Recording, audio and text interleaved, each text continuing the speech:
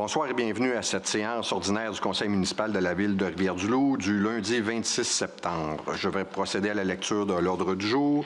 En 1, ouverture de la séance. En 2, adoption de l'ordre du jour.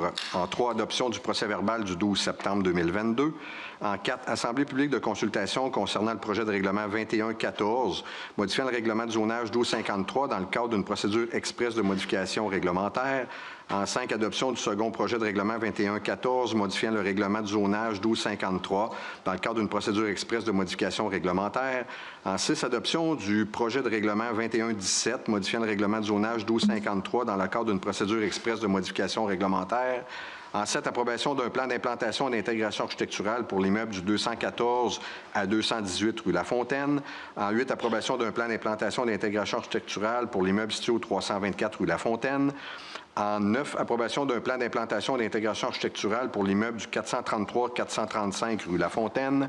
En 10, acceptation d'un plan d'implantation et d'intégration architecturale pour l'immeuble du 472-474 rue La Fontaine. En 11, acceptation d'une demande d'autorisation pour la propriété du 308 rue Fraser. En 12, acceptation d'une demande d'autorisation pour la propriété du 343 rue Fraser. En 13, approbation d'un protocole d'entente à intervenir avec le ministère des Affaires municipales et de l'Habitation concernant l'octroi d'une aide financière dans le cadre du programme Fonds pour l'infrastructure municipale d'eau. En 14, approbation d'un projet d'acte de cession à intervenir avec M. Jimmy Pelletier. En 15, approbation d'un projet d'addenda 1 à l'entente de services en matière de sécurité incendie intervenu avec la municipalité de Cacouna. En 16, approbation d'un projet d'entente d'addenda 1 à l'entente de services en matière de sécurité incendie intervenu avec la municipalité de l'Île-Verte. En 17, approbation d'un projet d'addenda 1 à l'entente de services en matière de sécurité incendie intervenu avec la municipalité de Saint-Modeste. En 18, approbation d'un projet d'entente à intervenir avec Bell. En 19, adjudication d'un contrat pour le projet STE 2022-02-17, vidange et valorisation des boues des étangs aérés 2022 à 2026. En 20, adjudication d'un contrat pour le projet STE 2022-05-16, réfection extérieure de la station de traitement des eaux. En 21, adjudication d'un contrat pour le projet STE 2022-06-13, service professionnel mise en lumière Parc des Chutes. En 22, approbation d'un contrat de travail à intervenir avec Mme Mélanie Saint-André. En 23, confirmation d'une permanence à titre d'ingénieur adjointe au service technique et de l'environnement.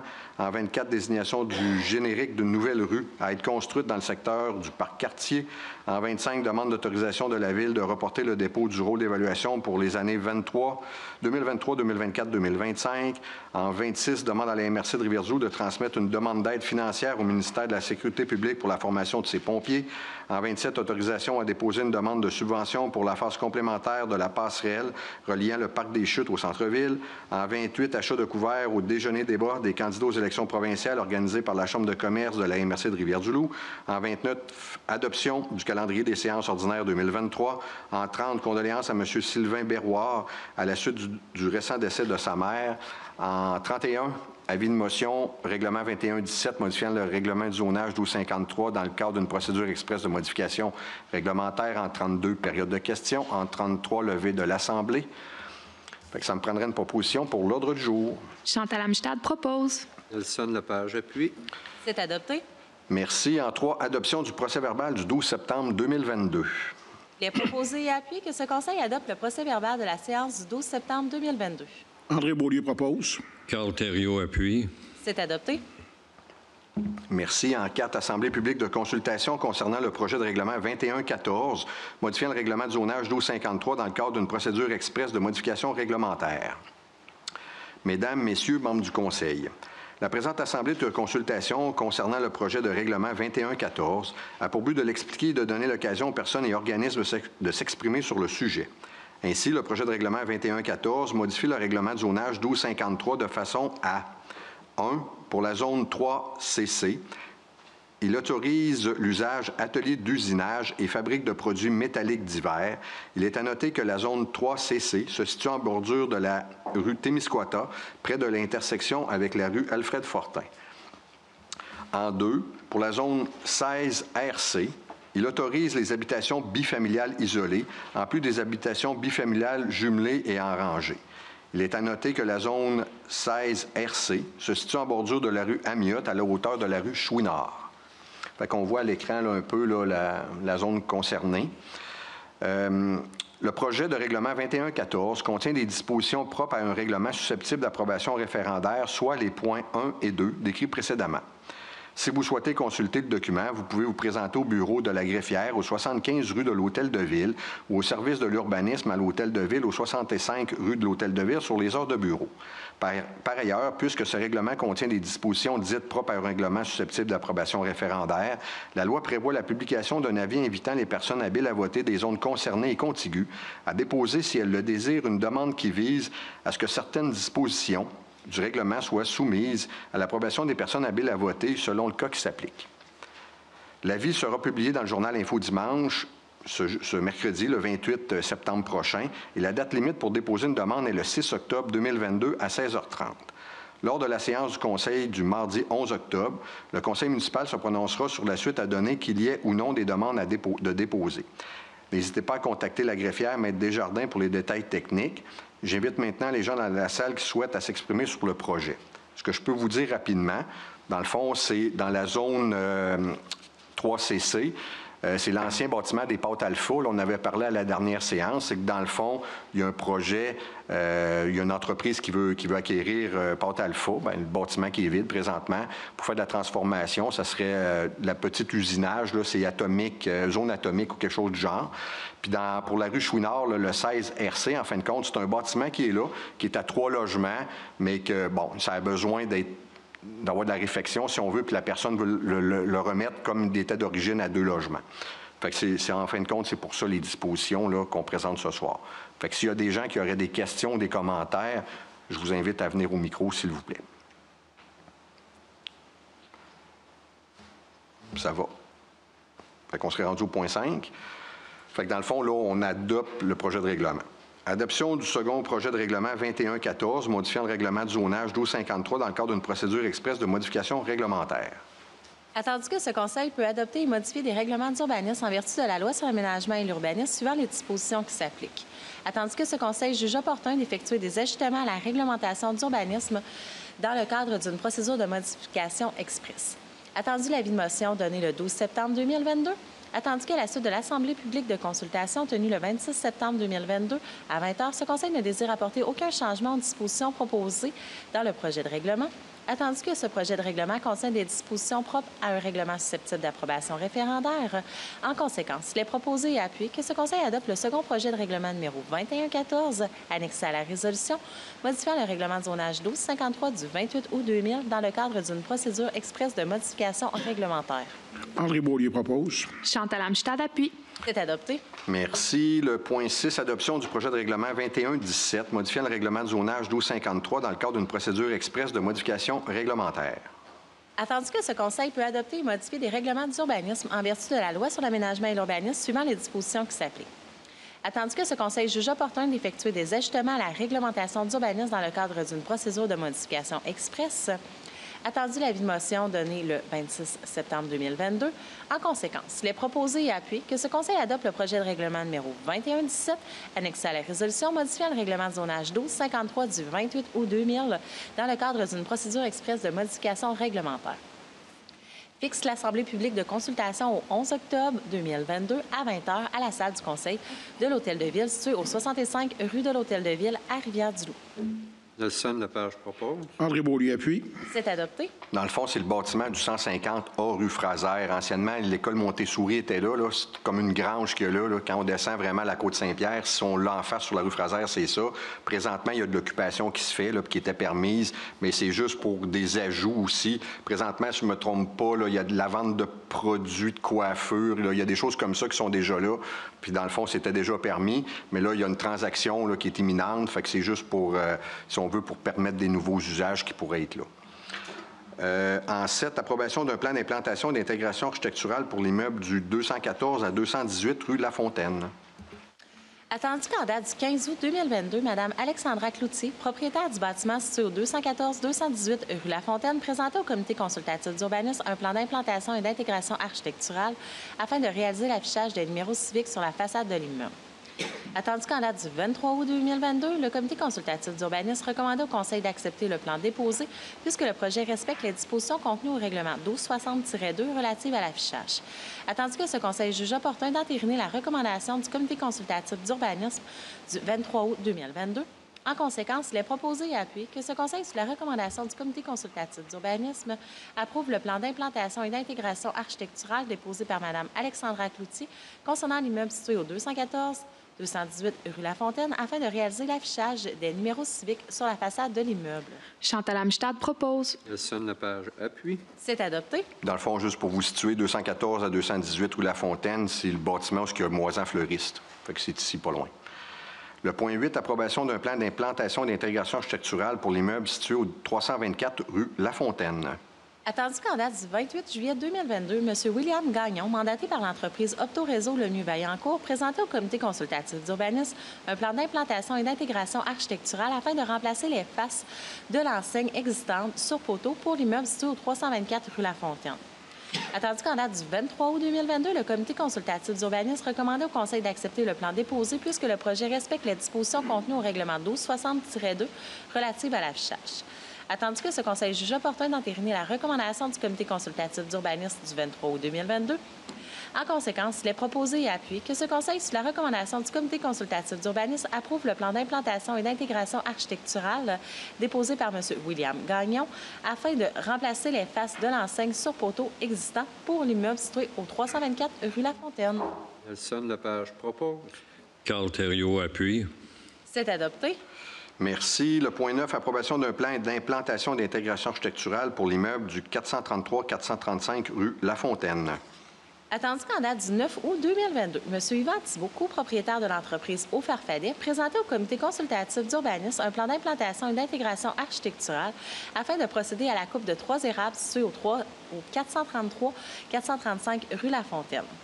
Attendu qu'en date du 23 août 2022, le comité consultatif d'urbanisme recommandait au Conseil d'accepter sous condition la demande d'abattage, puisque le projet respecte les dispositions contenues au règlement 1260-2 relatives aux aménagements paysagers et à la conservation des arbres au centre-ville. Attendu que ce Conseil juge opportun d'entériner la recommandation du comité consultatif d'urbanisme, en conséquence, il est proposé et appuyé que ce Conseil, sous la recommandation du comité consultatif d'urbanisme, accepte le plan d'implantation et d'intégration architecturale déposé par M. Yvan Thibault, visant la coupe de 3 érables sur la propriété du 433-435 rue Lafontaine aux conditions suivantes. En vue des travaux de construction, le demandeur devra appliquer des mesures de protection pour les autres arbres sur le terrain, soit l'installation d'une clôture sur le périmètre de la projection verticale de la cime des arbres au sol, procéder à la replantation conformément aux recommandations contenues dans le rapport d'inspection de la Corporation Parc Bas-Saint-Laurent. Nelson Lepage propose. André Beaulieu appuie. C'est adopté. Là, soit dit en passant, là, ces arbres-là, là, nous, on a vu le rapport au CCU, c'est la firme, c'est Parc Bas-Saint-Laurent qui est allé les inspecter, puis effectivement, il y avait des arbres là, qui étaient vraiment mal foutus. Là.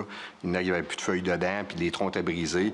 Mais pour les arbres qui vont rester, c'est bien évident, pendant la construction, on demande aux promoteurs de faire très, très, très attention. Fait que c'est pour ça qu'on a mis des conditions. Au point 10, acceptation d'un plan d'implantation et d'intégration architecturale pour l'immeuble du 472-474 rue Lafontaine. Attendu qu'en date du 30 août 2022, M. Georges Voyer, représentant de l'Assemblée chrétienne évangélique de Rivière-du-Loup, présentait au comité consultatif d'urbanisme un plan d'implantation et d'intégration architecturale afin de procéder à la coupe d'une épinette dans la cour arrière de l'immeuble situé au 472-474 rue Lafontaine. Attendu qu'en date du 13 septembre 2022, le comité consultatif d'urbanisme recommandait au Conseil d'accepter sous condition la demande d'abattage, puisque le projet respecte les dispositions contenues au règlement 1260-2 relatives aux aménagements paysagers et à la conservation des arbres au centre-ville. Attendu que ce Conseil juge opportun d'entériner la recommandation du comité consultatif d'urbanisme du 13 septembre 2022, en conséquence, il est proposé et appuyé que ce Conseil, sous la recommandation du comité consultatif d'urbanisme, accepte le plan d'implantation et d'intégration architecturale déposé par M. Georges Voyer visant la coupe d'une épinette sur la propriété du 472-474 rue Lafontaine, conditionnellement à ce qu'elle soit remplacée par un arbre d'une essence noble, comme un érable à sucre, un érable rouge, un chêne à gros fruits, un bouleau jaune, un noyer cendré, ou un tilleul américain. Carl Thériault propose. Nelson Lepage appuie. C'est adopté. Merci. Le point 11, acceptation d'une demande d'autorisation pour la propriété du 308 rue Fraser. Attendu qu'en date du 29 août 2022, M. Brydon Gombe, propriétaire du bâtiment situé au 308 rue Fraser, présentait au comité consultatif d'urbanisme une demande d'autorisation afin de procéder à la rénovation du bâtiment accessoire isolé. Attendu qu'en date du 13 septembre 2022, le comité consultatif d'urbanisme recommandait au Conseil d'accepter le projet de rénovation du bâtiment accessoire isolé, puisqu'il respecte les dispositions contenues au règlement 1387 du 8 septembre 2003, constituant le site du patrimoine du Vieux-Saint-Patrice. Attendu que ce Conseil juge opportun d'entériner la recommandation du comité consultatif d'urbanisme du 13 septembre 2022, en conséquence, il est proposé et appuyé que ce Conseil, sous la recommandation du comité consultatif d'urbanisme, approuve la demande d'autorisation de M. Brydon Gombe visant la rénovation du bâtiment accessoire isolé sur la propriété située au 308 rue Fraser. Chantal Amstad propose. Personne la page appuie. C'est adopté. Merci. Point 12, acceptation d'une demande d'autorisation pour la propriété du 343 rue Fraser. Attendu qu'en date du 1er septembre 2022, Mme Christine Pelletier, propriétaire du bâtiment situé au 343 rue Fraser, présentait au comité consultatif d'urbanisme une demande d'autorisation afin de procéder à la coupe de 4 arbres malades. Attendu qu'en date du 13 septembre 2022, le comité consultatif d'urbanisme recommandait au Conseil d'accepter la demande d'abattage puisqu'elle respecte les dispositions contenues au règlement 1387 du 8 septembre 2003 constituant un site du patrimoine dans le secteur du Vieux-Saint-Patrice. Attendu que ce Conseil juge opportun d'entériner la recommandation du comité consultatif d'urbanisme du 13 septembre 2022, en conséquence, il est proposé et appuyé que ce Conseil, sous la recommandation du comité consultatif d'urbanisme, approuve la demande d'autorisation de Mme Christine Pelletier visant la coupe de 4 arbres sur la propriété située au 343 rue Fraser, conditionnellement à ce que les arbres abattus soient remplacés par des essences nobles, comme des érables à sucre, des érables rouges, des chênes à gros fruits, des bouleaux jaunes, des noyers cendrés ou des tilleuls américains. Carl Thériault propose. André Beaulieu appuie. C'est adopté. Merci. Point 13, approbation d'un protocole d'entente à intervenir avec le ministre des Affaires municipales et de l'Habitation concernant l'octroi d'une aide financière dans le cadre du programme Fonds pour l'infrastructure municipale d'eau. Il est proposé et appuyé que ce Conseil approuve le protocole d'entente annexé à la résolution à intervenir avec la ministre des Affaires municipales et de l'Habitation pour et au nom du gouvernement du Québec et représenté par Mme Julie Baudouin, directrice générale des infrastructures, concernant l'octroi d'une aide financière dans le cadre du volet 1.1 du programme Fonds pour l'infrastructure municipale d'eau, dossier numéro 20-27-7109, et autorise le maire à signer le dit protocole pour la ville de Rivière-du-Loup et au nom de celle-ci. Chantal Amstad propose. Nelson la page appuie. C'est adopté. Dans le fond, c'est le programme FIMO. Là. Vous déjà en avoir entendu parler parce qu'on l'a déjà mentionné ici. C'est pour la rue Saint-Elzéar. Notre règlement d'emprunt est à 5 670 205. On va recevoir une subvention de 1 791 020. C'est par rapport égal là, entre le Québec et Canada, si on veut, là, 895 510 chacun. Les programmes d'aide devaient être faits pour payer à peu près 80 des infrastructures, puis au final, ça va payer 31,6 dû à l'augmentation des coûts, puis que les programmes n'ont pas été justement ajustés suite aux augmentations qu'on vit présentement. Donc, c'était pour vous dire ça, là, que dans le fond, quand tu fais des programmes, tu t'attends d'avoir 80 puis au final, ça représente à peu près 32 bien, le manque à gagner, bien, c'est les citoyens puis c'est la ville qui le paie. Le point 14, approbation d'un projet d'acte de cession à intervenir avec M. Jimmy Pelletier. Il est proposé et appuyé que ce Conseil approuve le projet d'acte de cession annexé à la résolution à intervenir avec M. Jimmy Pelletier concernant la cession du lot 6 514 735 situé sur la rue Saint-Elzéar et autorise le maire et la greffière à signer le dit acte pour la ville de Rivière-du-Loup et au nom de celle-ci. Carl Thériault propose. Chantal Amstad appuie. C'est adopté. Pour vous situer, là, ce lot-là, en fin de compte, c'est au coin des rues Saint-Elzéar et Bélanger. Présentement, on fait des travaux, comme vous le savez, sur Saint-Elzéar, puis il y a la petite rue Bélanger qui passe. Puis là, il y a à l'intersection de cette rue-là, finalement, c'était plus étroit, fait qu'on pouvait acquérir une parcelle de terrain sur la propriété de M. Pelletier, c'est ça. Puis donc, c'est un coût pour la ville, c'est un achat, ça coûte 2 000 $ plus les frais, évidemment, les honoraires professionnels, notaires et arpentage. Là. Fait que c'est ce qu'on va payer à ce moment-là. Fait que le point 15, approbation d'un projet d'addenda 1 à l'entente de services en matière de sécurité d'incendie intervenu avec la municipalité de Cacouna. Attendu que la Ville de Rivière-du-Loup, la municipalité de Cacouna concluait le 11 décembre 2019 une entente de service en matière de protection incendie, si après l'entente visant différents engagements bilatéraux, laquelle a été autorisée par le Conseil municipal par la résolution 606-2019. Attendu que cette entente mentionnait qu'elle se renouvelait automatiquement pour un terme de 12 mois, à moins d'y mettre fin par un préavis écrit donné au moins 6 mois avant sa fin. Attendu qu'il y a lieu de modifier cette entente afin de représenter la réelle intention des parties. En conséquence, il est proposé et appuyé que ce Conseil approuve le projet d'addenda 1 à l'entente de service en matière de protection incendie intervenu entre la municipalité de Cacouna et la Ville de Rivière-du-Loup le 11 décembre 2019 et autorise le maire et le directeur du service de sécurité incendie à signer le dit addenda, annexé à la résolution pour la Ville de Rivière-du-Loup et au nom de celle-ci. Nelson Lepage propose. Carl Thériault appuie. C'est adopté. Dans le fond, là, les grosses mises à jour qui sont faites, c'est, bon, il y a une nouvelle mairesse qui est à Cacouna, donc c'était le nom de l'ancienne mairesse qui était là. Le directeur général, c'est la même chose. Puis on a aussi rajouté, là, puis ça va être la même chose pour les points 15, 16 et 17, c'est que ça va être pour des termes consécutifs. C'est sûr qu'on peut mettre fin à l'entente, mais là, c'était comme, il fallait le renouveler automatiquement toutes les années. Si on veut, il y avait comme, mais là, si l'entente peut continuer pour les autres années futures, on n'a pas besoin tout le temps de revenir, à moins de dire si on veut mettre fin de part et d'autre. Fait que là, c'est des termes consécutifs. Pour Cacouna, l'entente va se terminer au 31 décembre 2023, donc elle va être renouvelée à partir de janvier, puis ça représente un montant de 84 000 $ que la municipalité va verser à la Ville. Monsieur le maire, pour le point 16, je me retire parce que ça concerne mon employeur. Merci, Chantal. Point 16, approbation d'un projet d'addenda 1 à l'entente de service en matière de sécurité incendie intervenue avec la municipalité de l'Île-Verte. Attendu que la Ville de Rivière-du-Loup, la municipalité de l'Île-Verte concluait le 7 septembre 2017 une entente de service en matière de protection incendie, si après l'entente visant différents engagements bilatéraux, laquelle a été autorisée par le Conseil municipal par la résolution 247-2017.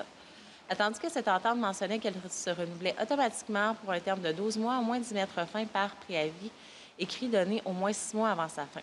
Attendu qu'il y a lieu de modifier cette entente afin de représenter la réelle intention des parties. En conséquence, il est proposé et appuyé que ce Conseil approuve le projet d'addenda 1 à l'entente de service en matière de protection incendie intervenu entre la municipalité de l'Île-Verte et la Ville de Rivière-du-Loup le 7 septembre 2017 et autorise le maire et le directeur du service de sécurité incendie à signer le dit addenda annexé à la résolution pour la Ville de Rivière-du-Loup et au nom de celle-ci. Nelson Lepage propose. Carl Thériault appuie. C'est adopté. Même chose, entente 1er janvier 2023, 31 décembre 2023 pour une valeur de 94 528. Merci, Nelson. Point 17, approbation d'un projet d'addenda 1 à l'entente de services en matière de sécurité incendie intervenu avec la municipalité de Saint-Modeste. Attendu que la Ville de Rivière-du-Loup, la municipalité de Saint-Modeste concluait le 26 septembre 2018 une entente de service en matière de protection incendie, si après l'entente visant différents engagements bilatéraux, laquelle a été autorisée par le Conseil municipal par sa résolution 484-2018. Attendu que cette entente mentionnait qu'elle se renouvelait automatiquement pour un terme de 12 mois, à moins d'y mettre fin par un préavis écrit donné au moins 6 mois avant sa fin. Attendu qu'il y a lieu de modifier cette entente afin de représenter la réelle intention des parties. En conséquence, il est proposé et appuyé que ce Conseil approuve le projet d'addenda 1 à l'entente de service en matière de sécurité incendie intervenu entre la municipalité de Saint-Modeste et la Ville de Rivière-du-Loup le 26 septembre 2018 et autorise le maire et le directeur du service de sécurité incendie à signer le dit addenda annexé à la résolution pour la Ville de Rivière-du-Loup et au nom de celle-ci.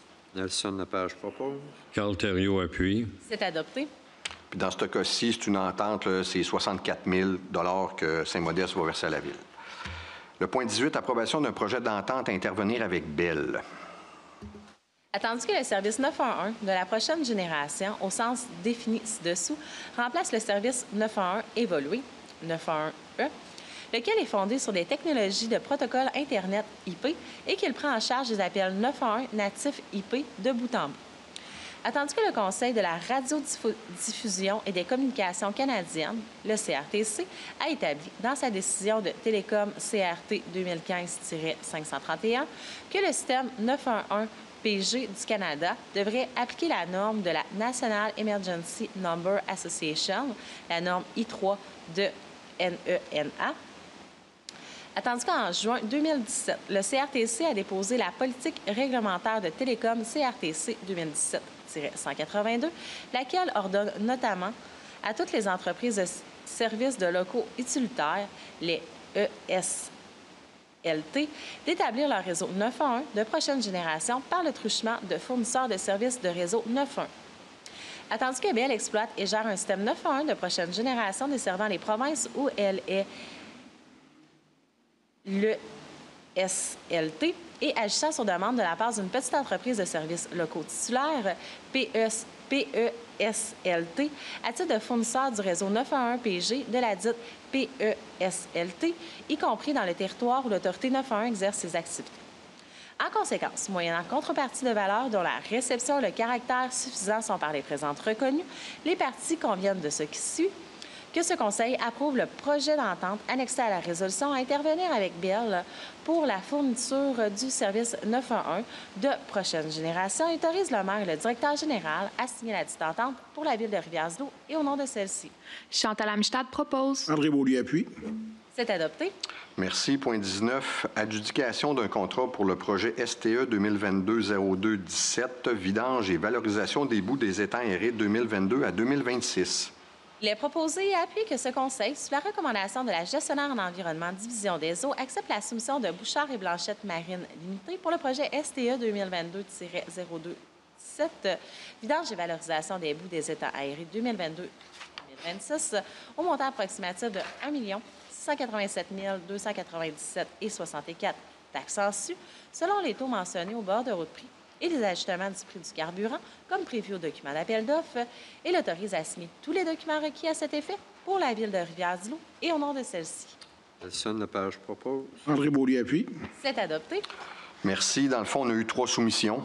Il y a Bouchard-Blanchette Marine qu'on vient d'accorder le contrat. Il y avait GFL Environnemental Services Incorporés au montant de 1 709 780 plus taxes. Puis il y avait aussi Simtech Environnement Incorporé au montant de 2 278 740 toujours plus taxes. Le point 20, adjudication d'un contrat pour le projet STE 2022-05-16, réfection extérieure de la station de traitement des eaux.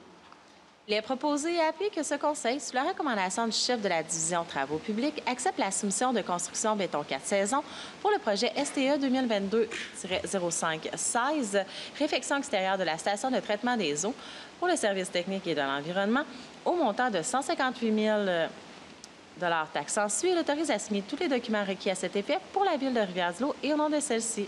Chantal Amstad propose. Carl Thériault appuie. C'est adopté. Pour ce projet-là, on a eu 4 soumissionnaires. Il y avait effectivement le CB4S. On avait aussi Construction unique incorporée au montant de 162 945 plus taxes. Il y avait Action Estimation incorporée au montant de 165 908 plus taxes, ainsi que AGM Construction incorporée au montant de 180 538,86 plus taxes. Le point 21, adjudication d'un contrat pour le projet STE 2022-06-13, service professionnel, mise en lumière du Parc des Chutes. Il est proposé et appuyé que ce Conseil, sous la recommandation du chef de la division Travaux publics, accepte la soumission de gestion groupe Ombrage incorporé pour le projet STE 2022-06-13, service professionnel, mise en lumière Parc des Chutes, pour un montant de 77 600 taxes en su, autorise à signer tous les documents requis à cet effet pour la ville de Rivière-du-Loup et au nom de celle-ci. Confirme les critères de sélection contenus au document d'appel d'offres. Nelson Lepage propose. Chantal Amstad appuie. C'est adopté. Dans le fond, ça, c'est pas l'éclairage comme tel. Ces firmes-là vont travailler pour présenter un concept. Nous, c'est sûr, ce qu'on veut faire à la ville, l'intention était peut-être d'éclairer la chute, d'éclairer la paroi de la chute, là. Puis on parle pas là, d'un éclairage là, pour tout éclairer le parc au complet. Là. C'est vraiment faire quelque chose de distinctif. Dans le cadre du 350e, c'est un legs qui serait laissé à la ville. Fait que c'est quelque chose qu'on veut faire. Écoutez, dans ce projet-là, on a eu 2 soumissions. Il y avait Tetra Tech QI incorporé, puis le montant était de 119 997,49 plus taxes. Le point 22, approbation d'un contrat de travail à intervenir avec Mme Mélanie Saint-André. Il est proposé et appuyé que ce Conseil, sous la recommandation de la directrice du service du potentiel humain, approuve le contrat de travail annexé à la résolution à intervenir avec Mme Mélanie Saint-André à titre d'agente de développement communautaire par intérim et autorise le directeur du service des loisirs, culture et communautaire à signer le dit contrat pour la ville et au nom de celle-ci. André Beaulieu propose. Carl Thériault appuie. C'est adopté. Dans le fond, c'est pas une nouvelle embauche, là, c'est un remplacement. Là. Il y a quelqu'un qui est En fin de compte, il y a eu comme la chaise musicale, il y a quelqu'un qui remplace quelqu'un d'autre. Fait que c'est un contrat qu'on s'attend à peu près, là, peut-être un 10 mois. Fait que la personne est engagée à l'échelon 4 de la classe 2 à 66 415 $ par année. Cette classe-là comprend 10 échelons qui se répartissent entre 60 615 $ à 79 732 $. Le point 23, confirmation d'une permanence à titre d'ingénieur adjointe au service technique et de l'environnement. Attendu que la période de probation de Mme Rose Senville arrive à échéance, attendu que le rapport d'évaluation complété par le directeur du service technique et de l'environnement démontre que cette dernière répond à l'ensemble des critères d'évaluation et qu'elle a atteint le niveau d'adaptation requis pour occuper les responsabilités liées au poste d'ingénieur adjoint. Attendu que la période de probation accomplie permet de confirmer qu'elle a atteint le niveau d'exigence technique et comportementale adéquat pour remplir les devoirs de sa fonction et de ses responsabilités. En conséquence, il est proposé et appuyé que ce Conseil, sur la recommandation de la directrice du service du potentiel humain, confirme la permanence de Mme Rose Senville à titre d'ingénieure adjointe au service technique et de l'environnement à compter du 28 septembre 2022, conformément aux dispositions de l'entente de travail liant la Ville de Rivière-du-Loup au personnel cadre et au personnel de soutien. Chantal Amstad propose. Nelson Lepage appuie. C'est adopté. Puis dans le cadre de Mme Senville, finalement, est engagée à l'échelon 2 de la classe 4 qui représente un montant de 73 461 $. La classe 4 comprend 10 échelons qui se répartissent entre 71 257 à 93 731. Le point suivant, le point 24, désignation du générique d'une nouvelle rue à être construite dans le secteur du parc Cartier. Attendu qu'une nouvelle rue doit être tracée dans le nouveau développement du parc Cartier à l'extrémité ouest de la rue Alice-Savard, attendu que le comité de toponymie s'est penché sur la liste des noms attribués dans ce secteur dont la thématique doit mettre en valeur des personnages qui ont œuvré dans le milieu culturel. En conséquence, il est proposé et appuyé que ce Conseil, sous la recommandation du comité de toponymie, décrète que la nouvelle rue à être construite dans le nouveau développement du parc Cartier à l'extrémité ouest de la rue Alice-Savard, secteur délimité par les rues des Plateaux et Agnès Giguère, soit connue désignée sous le générique rue Charles-Eugène Vallière, en commémoration de M. Charles-Eugène Vallière, né en 1870 et décédé le 27 novembre 1924, qui a été organiste de grand talent et titulaire de l'orgue de l'Église Saint-Patrice pendant 27 ans, soit du 19 septembre 1897 au 27 novembre 1924. Carl Thériault propose. André Beaulieu appuie. C'est adopté. Merci. Le point 25, demande d'autorisation de la Ville de reporter le dépôt du rôle d'évaluation pour les années 2023, 24 et 25.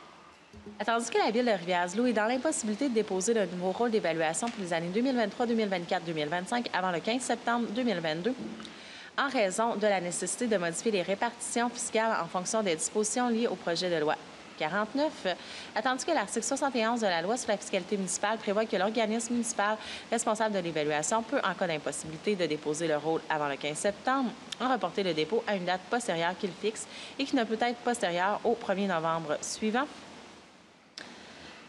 En conséquence, il est proposé et appuyé que ce Conseil demande au ministre des Affaires municipales et de l'Habitation d'autoriser la Ville de Rivière-du-Loup à reporter le dépôt du rôle d'évaluation pour les années 2023, 2024, 2025 au plus tard le 1er novembre 2022, que cette résolution modifie et remplace la résolution numéro 400-2022 du 22 août 2022 sur le même sujet et qu'elle soit transmise au ministère des Affaires municipales et de l'Habitation.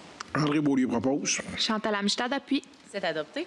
Dans le fond, c'est la même raison que je vous avais évoquée là, lors d'une séance précédente.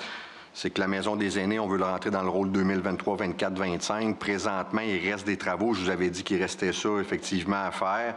La visite de en tout cas, la visite de la firme Servitec à la mi-octobre va permettre d'avoir une valeur plus juste parce que là, ce qui va rester, c'est vraiment là, ils vont être dans la... Si on veut, ils vont finir les travaux, mais ça va donner vraiment plus le portrait global puis de donner un montant là, d'évaluation qui va être représentatif à ce moment-là. Le point 26 demande à la MRC de Rivière-du-Loup de transmettre une demande d'aide financière au ministère de la Sécurité publique pour la formation de ses pompiers. Attendu que le règlement sur les conditions pour exercer au sein d'un service de sécurité incendie municipal prévoit les exigences de formation pour les pompiers des services de sécurité incendie afin d'assurer une qualification professionnelle minimale. Attendu que ce règlement s'inscrit dans une volonté de garantir aux municipalités la formation d'équipes de pompiers possédant les compétences et les habiletés nécessaires pour intervenir efficacement en situation d'urgence. Attendu qu'en décembre 2014, le gouvernement du Québec a établi le programme d'aide financière pour la formation des pompiers volontaires ou à temps partiel et qu'il a été reconduit en 2023. Attendu que ce programme a pour objectif principal d'apporter aux organisations municipales une aide financière leur permettant de disposer d'un nombre suffisant de pompiers qualifiés pour agir efficacement et de manière sécuritaire en situation d'urgence. Attendu que ce programme vise également à favoriser l'acquisition des compétences et des habiletés de base requises par les pompiers volontaires ou à temps partiel qui exercent au sein des services de sécurité incendie municipaux. Attendu que la Ville de Rivière-du-Loup désire bénéficier de l'aide financière offerte par ce programme, attendu qu'au cours de la prochaine année, afin de répondre efficacement et de manière sécuritaire à des situations d'urgence sur son territoire, la Ville de Rivière-du-Loup prévoit la formation de 8 pompiers pour le programme Pompier 1, 12 pompiers pour le programme Pompier 2, 8 pompiers pour le programme Opérateur d'autopompe, 3 pompiers pour le programme Opérateur de véhicules d'élévation, 8 pompiers pour le programme Désincarcération, hors programme, 2 pompiers pour le programme Sauvetage vertical, 2 pompiers pour le programme Espace clos. Attendu que la municipalité doit transmettre sa demande au ministère de la Sécurité publique par l'intermédiaire de la MRC de Rivière-du-Loup en conformité avec l'article 6 du programme, en conséquence, il est proposé et appuyé que ce conseil autorise et demande à la MRC de Rivière-du-Loup de transmettre pour et au nom de la Ville de Rivière-du-Loup une demande d'aide financière pour la formation de ces pompiers dans le cadre du programme d'aide financière pour la formation des pompiers volontaires ou à temps partiel au ministère de la Sécurité publique. Nelson Lepage propose. Chantal Amstad appuie. C'est adopté. Dans le fond, je ne sais pas les montants que ça va représenter pour les prochaines années, mais ce que j'ai su, c'est qu'au cours des 3 dernières années, on a reçu à peu près 15 000 $ par année pour aider à la formation des pompiers. Le point 27, autorisation à déposer une demande de subvention pour la phase complémentaire de la passerelle reliant le parc des Chutes au centre-ville. Attendu qu'aménager le territoire en favorisant le transport actif répond à plusieurs objectifs stratégiques de durabilité de la ville, notamment ceux d'environnement sain et de milieu de vie exemplaire. Attendu l'évolution du projet de passerelle vers l'ajout de structures permettant de répondre aux besoins d'accessibilité universelle et de compléter les aménagements pour atteindre le centre-ville par cette voie. Attendu la nécessité d'acceptabilité sociale du projet par un meilleur partage des coûts et une intégration plus complète de l'ensemble du parcours reliant le parc de la Croix et le centre-ville. Attendu l'opportunité financière du programme d'aide financière au développement des transports actifs dans les périmètres urbains qui est présentement en appel de projet. Attendu l'adéquation de ce projet avec le programme de subvention mentionné. En conséquence, il est proposé et appuyé que ce conseil autorise la conseillère en développement durable à agir au nom de la Ville de Rivière-du-Loup auprès du ministère des Transports du Québec pour présenter une demande de subvention pour la seconde phase du projet de construction d'une passerelle reliant le parc des Chutes au parc de la Croix dans le cadre du programme d'aide financière au développement de transports actifs dans les périmètres urbains. Il autorise à signer tous les documents requis à cet effet pour la Ville de Rivière-du-Loup et au nom de celle-ci. Chantal Amstad propose. André Beaulieu appuie. C'est adopté. Si vous vous souvenez bien, on a refusé la soumission de CB4S, construction béton 4 saisons, parce que ça dépassait le prix. On vous avait dit qu'on ne mettait pas un X sur le projet à tout jamais, mais par contre, on voulait trouver de nouvelles sources de financement, de subventions. C'est ce qu'on fait d'ailleurs. Ce qu'on a pu faire aussi, on a pu retarder la subvention. On avait une subvention de 508 000 qui se terminait, c'était en mars 2023, je ne me trompe pas. Là, on a pu la reporter jusqu'en septembre 2024. En tout cas, c'est ça. Fait que, donc, on a toujours le 508 000 qui est là. Là, il y a une possibilité d'aller chercher un autre montant d'argent. On attend toujours la réponse, bien évidemment, de Transport Canada, puis aussi un partenaire privé qui avait un intérêt à embarquer avec nous dans le projet. Bien, on est à la recherche de subventions. Si jamais ça fonctionne, bien, on analysera, puis on regardera ce qu'on fera. Puis si ça ne fonctionne pas, bien, on va peut-être rester au même point qu'on est là.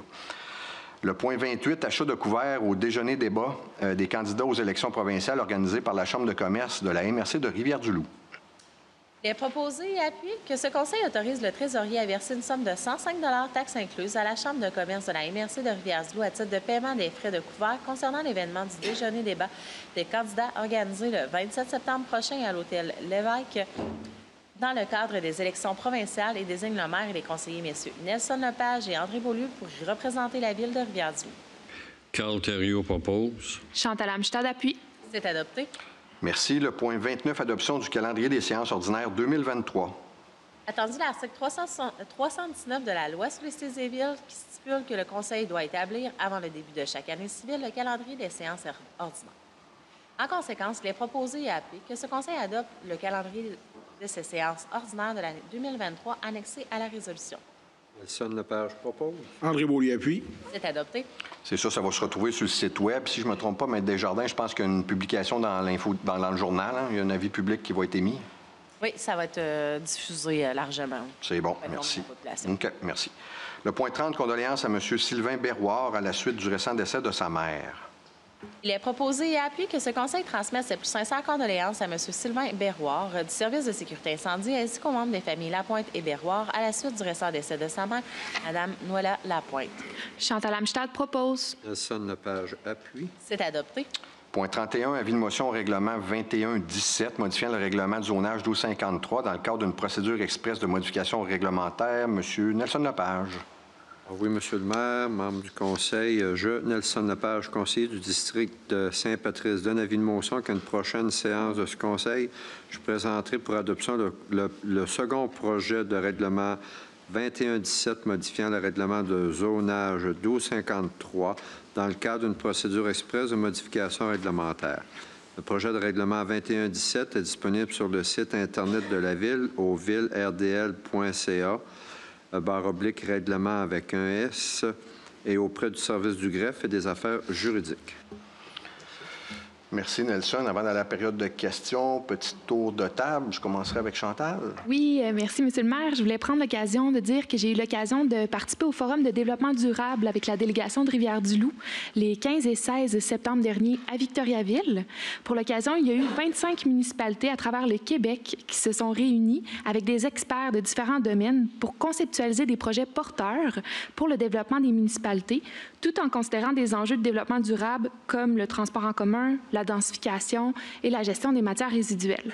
C'était très enrichissant et je suis certaine que ça va contribuer à bonifier des projets à venir pour la Ville. Voilà, c'était tout pour moi. Merci, Chantal. Monsieur Nelson?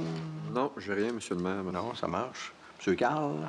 Rien de particulier, Monsieur le maire. C'est bon. André? Il y a de particulier. Non, c'est bon. Fait qu'on serait rendu période de questions. On ferait sur l'ordre du jour. Monsieur le maire, j'avais Oui. une question qui était restée en suspens à la Oui. dernière séance.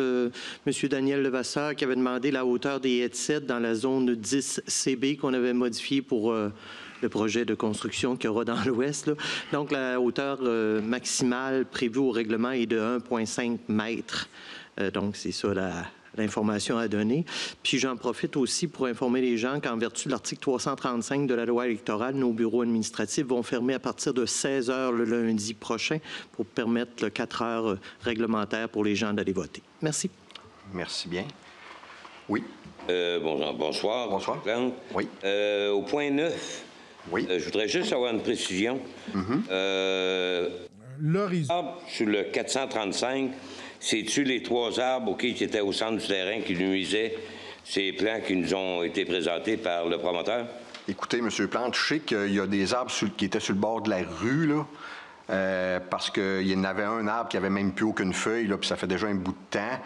Vous avez une bonne question. J'ai vu la photo des arbres, mais où ils sont situés exactement, mais il était en bordure du chemin. C'est ce que j'ai pu voir là, dans les photos qu'ils nous ont remises là, par Bas-Saint-Laurent. Mais il y en a-tu qui sont prévus? Parce que sur le plan du promoteur qui nous a proposé... Oui. Parce que c'était impossible aussi de loger pareil comme sur le plan qu'ils ont demandé, avec les arbres qu'il y avait là entre les deux bâtisses. OK. Parce que moi, puis peut-être que les collègues, on est les trois sur le CCU. Moi, honnêtement, là, les demandes que j'ai vues, c'était pour des arbres qui étaient malades. Fait que je sais pas, là, si... que ceux qui avaient entre les deux étaient...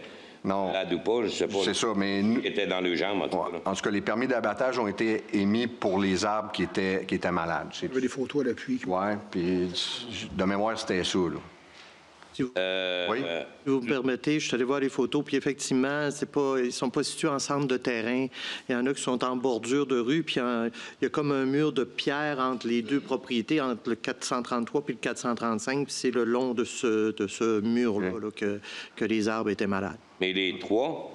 de ce que je comprends des photos que je vois, il y en a un en bordure de rue, puis 2 dans la ligne de l'eau. Au centre du terrain. Bien, Ouais, entre les deux bâtiments. Il y a un que, Cinq, c'est on ne dans peut le pas se milieu. compliquer bien la vie, là. Pardon? Il y a un que, on ne peut pas se compliquer la vie. Il y a un qu'un mur de pierre C'est qui est ça. entre les deux terrains. Ça veut dire que c'est les deux arbres qui Il est dans nuisaient. le milieu des deux terrains, effectivement. Non, c'est ça. On voit que ça donne présenter des plans. Le numéro 19. Moi, je voudrais savoir, OK, c'est parce que là, vous avez dit qu'il y avait eu 3 soumissionnaires pour les boues, les fosses de boue, là. Oui. Que je sache, la SEMER n'en prenait pas des... Non, ces bouts-là, non, ils les prennent pas. Non, dans le fond, ça, c'est... Quand ils sont retirés, ils sont séchés là, sur le bord. Puis après ça, ils sont redonnés pour l'épandage. Tables, puis d'autres pas. Oui, c'est ça. Ils sont donnés à des agriculteurs. Là. Ils sont épandus dans les champs. Mais s'ils ne seraient pas secs, ils pourraient servir à SEMER. Peut-être, je ne sais pas, M. Plante. Le point 27, Oui. c'est qu'au niveau de la passerelle, Oui. moi, écoutez, au niveau du CN, est-ce que le CN vous a écrit un document officiel comme de quoi que ça prenait une passerelle là ou faire des clôtures? Bien, dans le fond, les clôtures, je ne sais pas si c'est un document officiel. Là.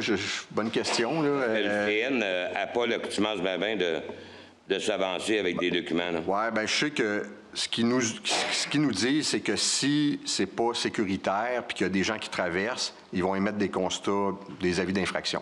Ça, c'est une chose. Puis, ils nous demandaient à la Ville de sécuriser les lieux. Mais là, ils ont-ils envoyé... Moi, j'ai pas vu de document comme tel. C'est des courriels qu'on a Ouais. reçus, effectivement, que, dans le fond, ce que vous dites est correct. Là. Eux, ils nous informaient qu'en vertu... Ils ont une police, le CN. Puis ils nous avisaient, ils nous demandaient de sécuriser les lieux, puis 2, s'il y avait des gens qui traversaient, bien, qu'ils allaient émettre des constats d'infraction. Donc, Mais c'était bien à la Ville de Rivière-du-Loup à faire les clôtures appropriées pour qu'il n'y ait personne qui traverse. Là. Malheureusement, oui. Ils nous donnaient, effectivement. Est-ce qu'il y a des travaux qui ont été avancés là-dessus? Non, parce que là, honnêtement, là, je vous dirais que je me demande pourquoi c'est juste à nous autres à payer ça. Parce que dans d'autres villes, ça se fait de même. Là. Oui. Au point 21, si j'ai bien compris, là, 5 pour faire une étude, OK, pour l'éclairage, là. Oui, c'est pour présenter un concept. 7 000. Oui, c'est présenter un concept, tu sais, de dire qu'est-ce qu'on pourrait mettre, comment est-ce qu'on l'installerait. Bien, c'est ça. Moi, je me trompe, monsieur? Il va y avoir 3 concepts. Ben, 3 concepts, là, mais... que les élus peuvent choisir, ou les élus pourraient aussi décider qu'on va en consultation publique pour que les gens choisissent. À ce moment-là, ça sera peut-être moins secret, le wow de ce qu'on veut faire là. Mais effectivement, l'entreprise a été sélectionnée pour soumettre 3 idées de projets différents à la Ville. Mais au tapon d'ingénieur que la Ville a, il n'aurait pas pu en garder et faire une petite étude, là? Parce qu'on n'est pas spécialisé en éclairage. Si on se fie aux lumières de rue que vous avez installées dans la Ville de Rivière. On parle d'éclairage avec dans des chutes, dans de l'eau, etc. On n'est pas spécialisé dans ça. Merci. Merci, M. Plante.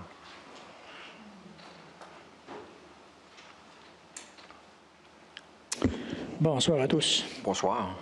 Richard Bugeaud. L'article 21, M. Bastille, est-ce que la Ville s'était fixé un montant global après l'analyse du dossier?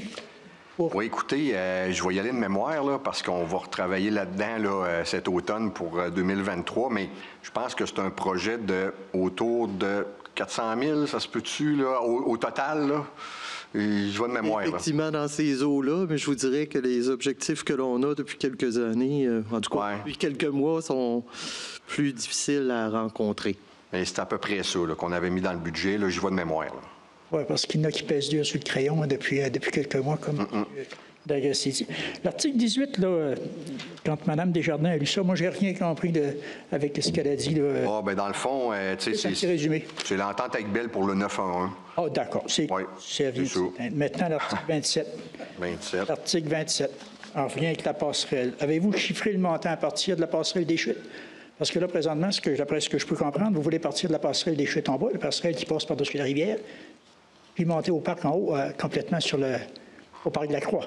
Oui. Bien, la passerelle qu'on avait présenté les plans, puis là, quand on l'a présenté, il y a des gens qui disaient « Ouais, mais quand on va arriver au bout, c'était surtout pour les personnes à mobilité réduite, on tombe comme dans le bois. » Fait qu'on voudrait continuer le tracé pour l'amener vers, effectivement, là, traverser l'autre passerelle pour pouvoir qu'on débarque, mettons, en haut, là, il y a des stationnements en haut, là, pas les stationnements en bas de la chute, mais en haut, là, quand on descend la rue Saint-Magloire, tu sais, on peut tourner, là, à un moment donné, là, puis ça arriverait dans ce secteur-là. Vous avez été marcher le terrain, M. Bastille, à partir du parc des Chutes, si vous traversez après des chemins de fer pour descendre, ça descend de même. À quel coût ça va coûter? Avez-vous chiffré le total du projet?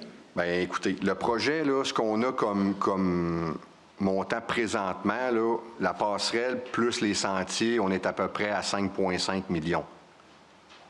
T'sais, la passerelle est à 2,9, puis pour le restant, c'est à peu près 2 millions. T'sais, on était dans ces eaux-là, mais c'est comme je vous dis, là, c'est parce que les gens nous disaient, vous faites une passerelle, puis quand on va arriver au bout, on est comme pogné là.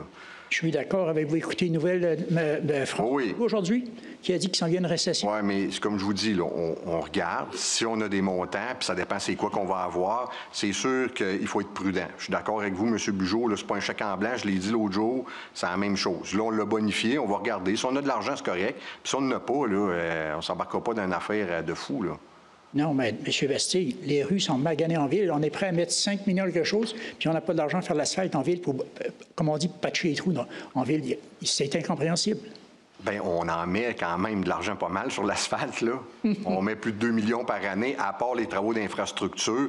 On est conscient que notre 2 millions qu'on faisait il y a 4 ans ou 5 ans passés, avec le même 2 millions, on n'en fait pas autant, là. Les coûts ont monté beaucoup, mais c'est sûr qu'il faudrait peut-être bonifier tranquillement l'enveloppe pour essayer de répondre de plus en plus aux demandes. Mais je vous dirais que...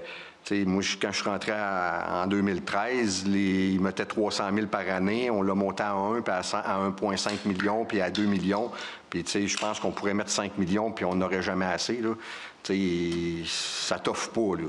Non, moi, je ne suis pas, M. Bastille, moi, je ne suis pas contre le fait de faire l'infrastructure d'une rue. Comme là, la rue Saint-Elzéar, elle en avait besoin. Effectivement. Ce serait la rue La Fontaine. Je suis d'accord là-dessus, mais les coûts ont augmenté beaucoup. Mais de là à faire une passerelle présentement, quand le premier ministre nous annonce qu'il va y avoir une récession, puis c'est mondial. Aujourd'hui, j'écoutais Cyberpresse encore ce soir, puis il parle d'une récession. Je trouve non, on va être prudent, M. Joe, ouais. Non, il y a des priorités, là. Puis c'est peut-être pas la priorité des priorités. Je dirais ça comme ça. En tout cas, pour plusieurs, c'est pas la priorité. Merci quand même, en attendant. Merci, M. Bugeaud. Bonsoir, M. le maire, membre du conseil. Par rapport au numéro 18, Rénal Thériault, c'est le nom. M. Thériaut? Oui, c'est ça. Oui, le numéro 18? Oui. Avec le système qui est en place à le moment, par rapport à le 911, si vous avez le service en cuivre, le téléphone à la maison, service à cuivre, il y a deux choses très avantageuses avec le service actuel. Okay. Peut-être va changer avec l'Internet ici. Le premier, c'est que si vous faites un appel à 911 avec un téléphone à la maison, avec le cuivre, si pour une raison ou l'autre, tu ne peux pas donner votre adresse, il vous perd la ligne, Bell va pouvoir trouver l'adresse. Okay. Ce n'est pas le cas avec l'Internet. Ça, c'est la première chose très importante dans une ville avec beaucoup des années. OK. La deuxième chose, c'est avec le cuivre, service cuivre, ça va fonctionner malgré la perte d'électricité. Tout le temps, ça va continuer de fonctionner. Pas le cas encore avec l'Internet, malgré qu'ils mettent une batterie qui te peut donner à peu près 4 heures de service. Après ça, ça ne fonctionne pas. Okay. Ce sont deux choses très, très importantes dans une ville avec beaucoup des années. Est-ce que le conseil a parlé avec Bell par rapport à ces deux choses? Honnêtement, moi, je n'ai pas parlé avec Bell. Non, on sait qu'ils changent la technologie, mais vous avez une excellente question, puis on pourrait demander, je ne sais pas qui... À la connaissance que l'on a, là, on n'a pas le choix. Oui. Bell change sa technologie, puis on doit suivre. Ils ne nous ont pas donné d'option. Nous, la seule option que l'on a, c'est, dans le fond, cette résolution-là, elle permet à Bell d'aller chercher sur le compte de téléphone ou sur le compte d'Internet ou sur le compte de cellulaire le 22 ou 27 cents là, qui est l'abonnement au service 911. C'est à peu près la seule chose que fait cette résolution-là, mais elle ne vient pas dire la Ville choisit une technologie ou une autre. C'est qu'elle autorise Bell à le faire au nom de la municipalité pour aller percevoir les coûts de fonctionnement de ces systèmes-là. C'est juste ça qu'a fait la résolution. Si la Ville n'a pas un choix, pourquoi Bell a demandé pour la permission? Bell nous demande de l'autoriser à aller percevoir les sommes directement sur les lignes téléphoniques. C'est ça que ça fait. C'est tout. Sans ça, Bell ne peut pas percevoir, donc on n'a pas d'abonnement au 911. Je ne comprends pas tout, mais c'est pour dire au fond qu'on va perdre ces deux très importantes choses. Et c'est ça? Bien, perdre. Écoutez, c'est sûr que comme la Ville, dans ça, n'a pas un choix sur la technologie. La Ville, en passant la résolution, elle permet à Bell d'aller chercher la cotisation, le montant sur le compte de téléphone ou sur le compte de la téléphonie. C'est tout ce que ça fait. Je ne sais pas si je suis clair, là. Oui, c'est qu'on n'a pas le choix technologique. T'sais, dans le fond, la résolution ne dit pas on prend un choix technologique ou un autre. Ce que je comprends, on donne la permission à Bell d'aller chercher la facturation directement sur le compte de téléphone. Là, je ne sais pas c'est comment pour la ligne 911. Apparaît, là, sur une... Oui, c'est ça. C'est peut-être 25 cents. C'est pas un gros montant, là, mais c'est là. Ça apparaît sur nos comptes cellulaires. Oui, c'est compte cellulaire aussi, mais je ne sais pas, M. Thériault, honnêtement.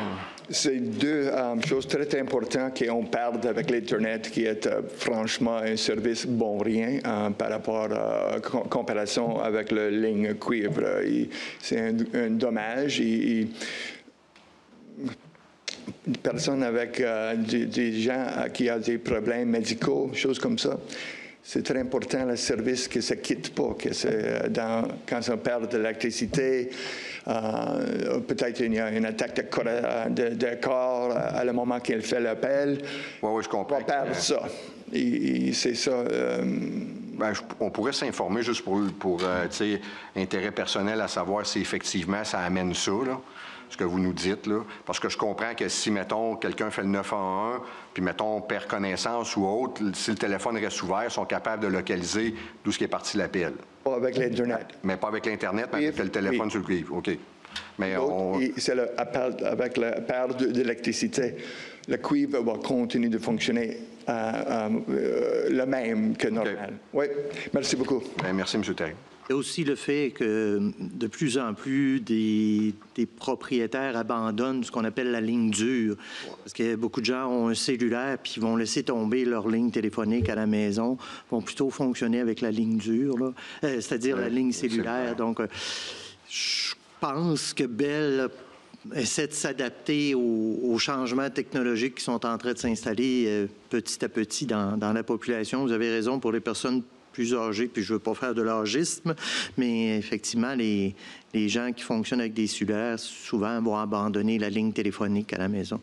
Malheureusement, la majorité des gens ne comprennent pas la grosse différence entre le service qu'on a de cuivre, que c'est le meilleur qu'on peut avoir, et l'Internet qui est problématique. C'est une grosse différence. C'est une erreur, c'est mon avis, pour changer le cuivre pour un cellulaire, mais c'est ce que les gens ont fait. Merci. Merci, M. Thériault.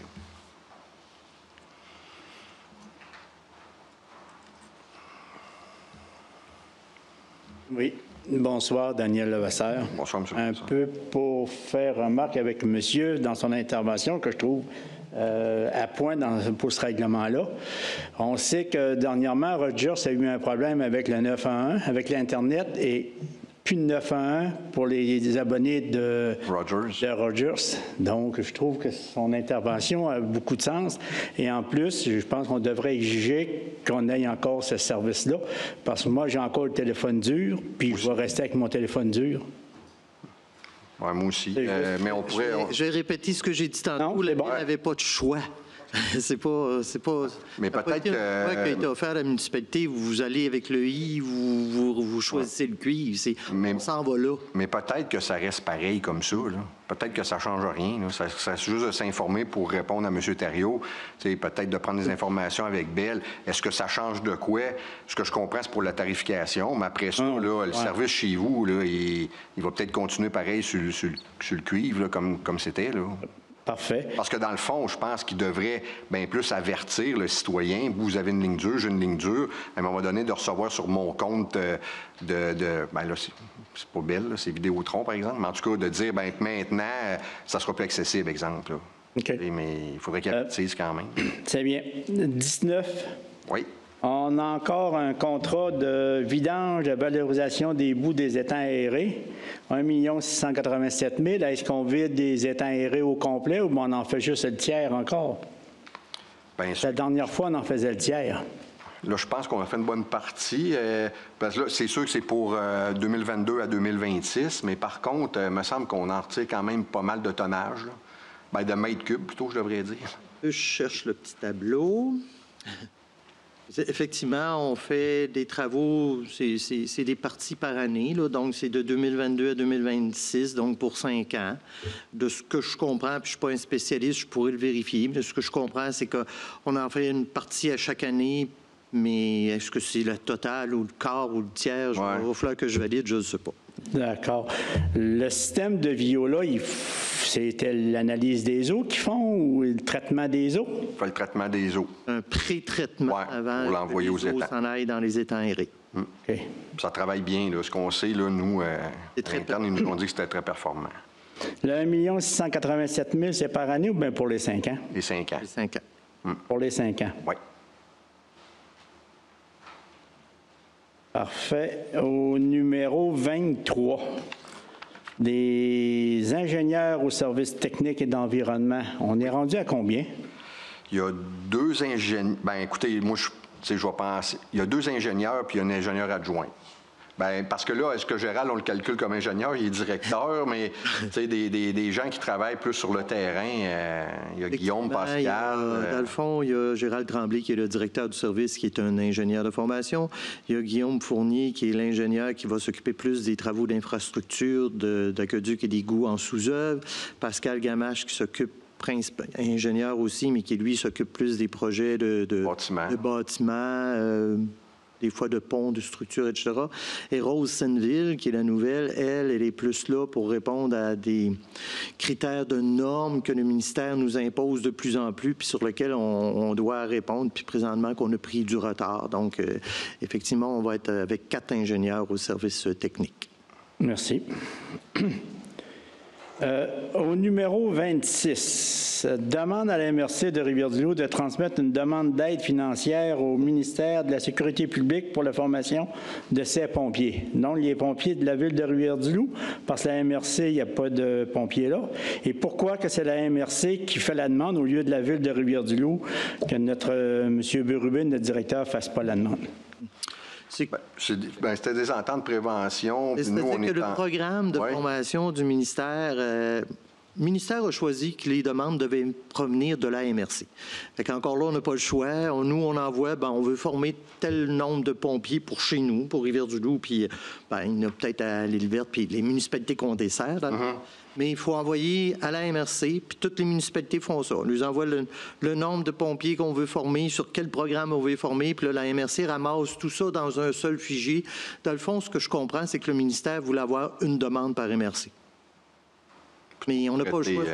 Ils sont la boîte à mal. Je veux dire ça comme ça. Oui, effectivement. Merci. Merci, M. Lavasseur.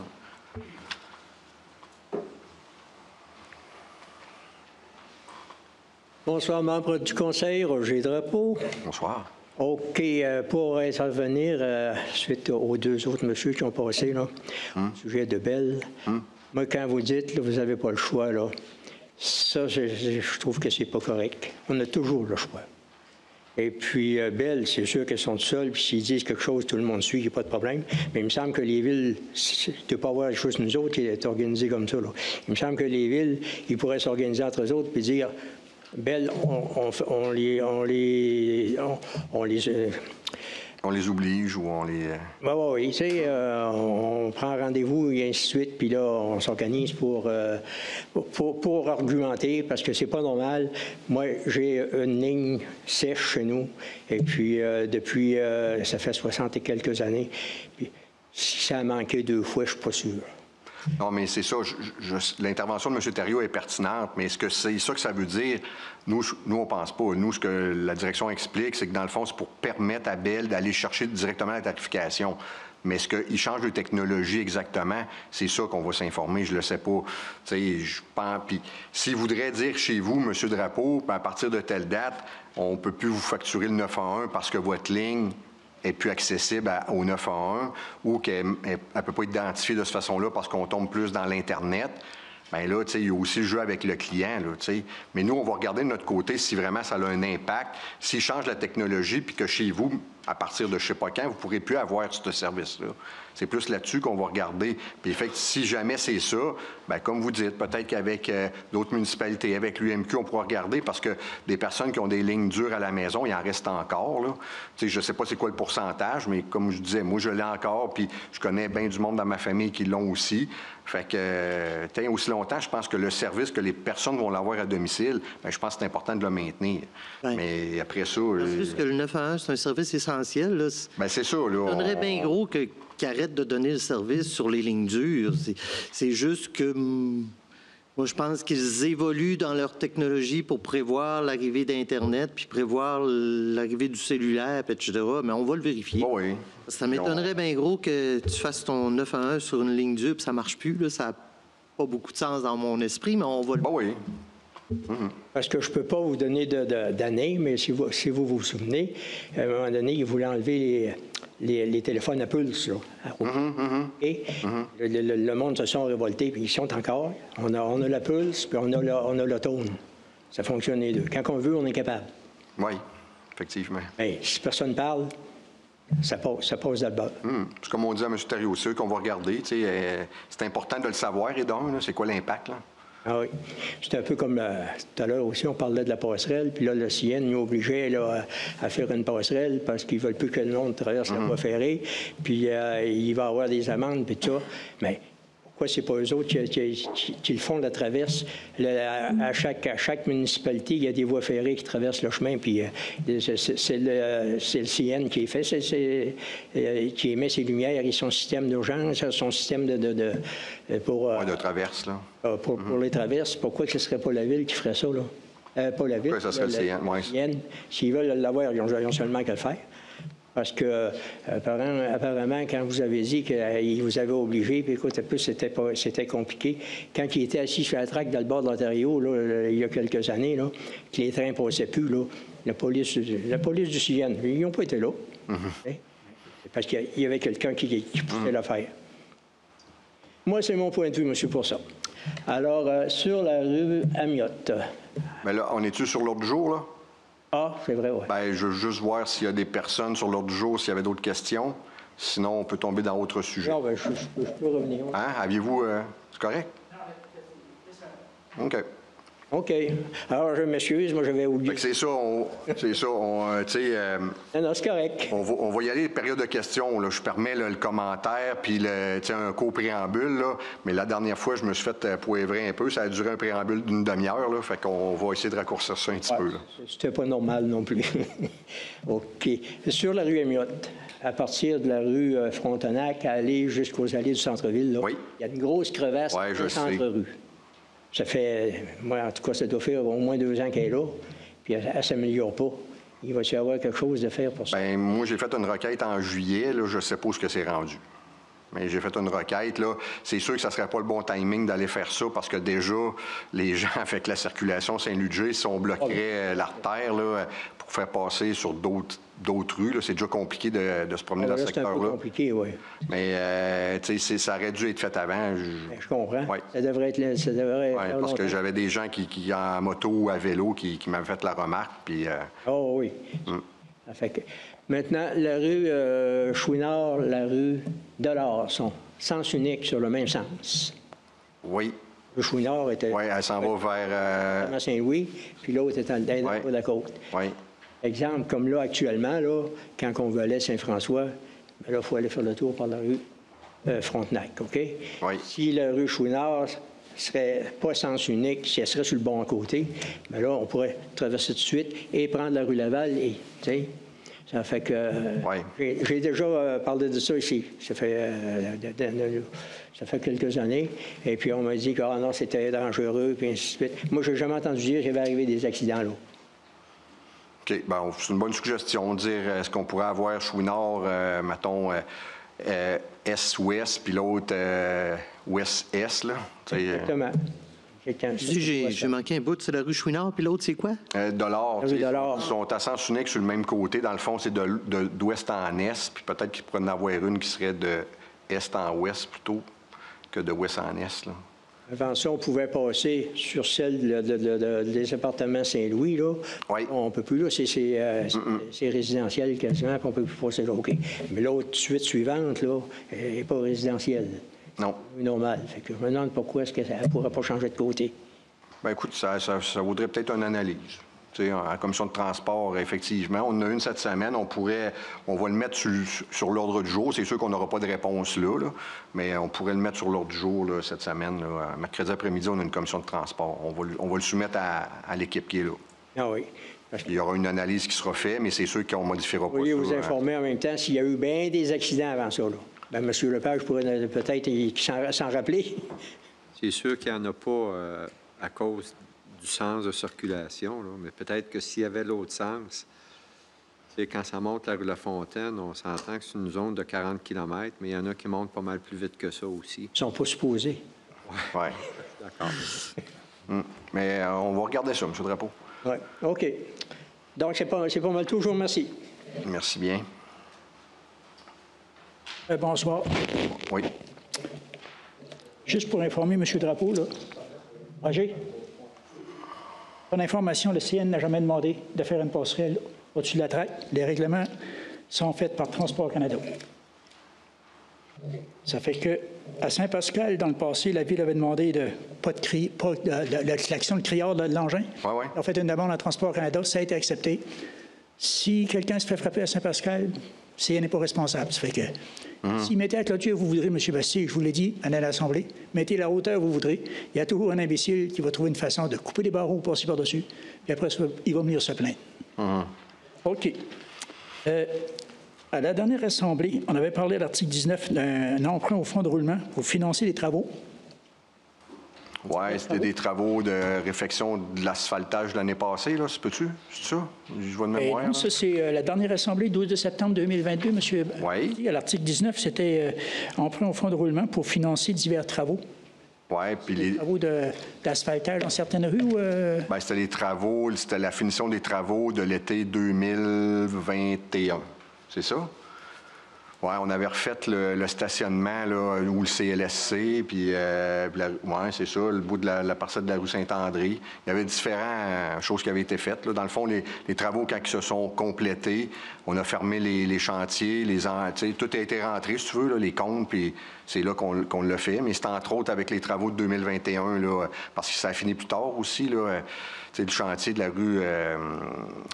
rue à côté du Maïs, là. À Saint-Anne, a fini plus tard. C'est quoi la question? Oui. Mais je voudrais... Moi, la question était de savoir, quand c'est marqué ici, je voulais savoir quels travaux qui étaient supposés être faits, selon l'article 19. Monsieur le maire l'avait expliqué. C'est les travaux 2021. On a le détail pendant la séance. Vous pouvez aller l'écouter. C'est encore sur le site Internet. Vous aurez votre réponse. Là, mais je ne sais pas si j'avais tout donné les travaux. Je suis pas sûr. Seulement, vous donnez pas mal de détails. Oui, mais effectivement, c'était des dépassements de coûts sur l'aménagement du stationnement Saint-André. Principalement, c'était ça. D'accord. Maintenant, j'avais oublié quelque chose tout à l'heure. La Maison des aînés, M. Bastille, le retardement du dépôt du rôle d'évaluation, est-ce que ça appartient au gouvernement, ça, cette bâtisse-là? Oui. Est-ce qu'il paye des taxes municipales comme tout citoyen ou avec une exemption? Il paye les taxes comme tous les citoyens, mais à 84 je pense, ou autour d'eux. Ça dépend. Les institutions scolaires ont un certain taux. Les institutions d'hébergement en soins de santé ont un certain taux. Fait que de mémoire, je ne les connais pas tous. On n'appelle pas ça des taxes dans ce cas-là. On appelle ça des paiements tenant lieu de taxes. Puis le pourcentage, parce que les pourcentages vont varier. C'est dans un projet de loi que le gouvernement a déposé. Fait que je suis bien embêté de vous répondre présentement. Mais ces pourcentages-là augmente de plus en plus parce qu'effectivement, les unions municipales font de la pression pour que le gouvernement paye ses taxes. Oui, puis l'objectif, c'est 100 % qu'on voudrait qu'il paye. Oui, je suis d'accord avec vous, mais je savais que le gouvernement avait certaines bâtisses qui avaient des exemptions totales. Puis, comme vous dites, M. Lagacé, il y en a qui c'était variable pour d'autres... Les exemptions totales, moi, non, je pense pas total. Mais quand j'ai commencé dans ma carrière, moi, le monde scolaire, il payait 50 %. Ça fait que... Mais ça a évolué, puis c'est une bonne chose. OK. Bon, dernière petite chose, M. Bastille. On est rendu au mois de septembre 2022.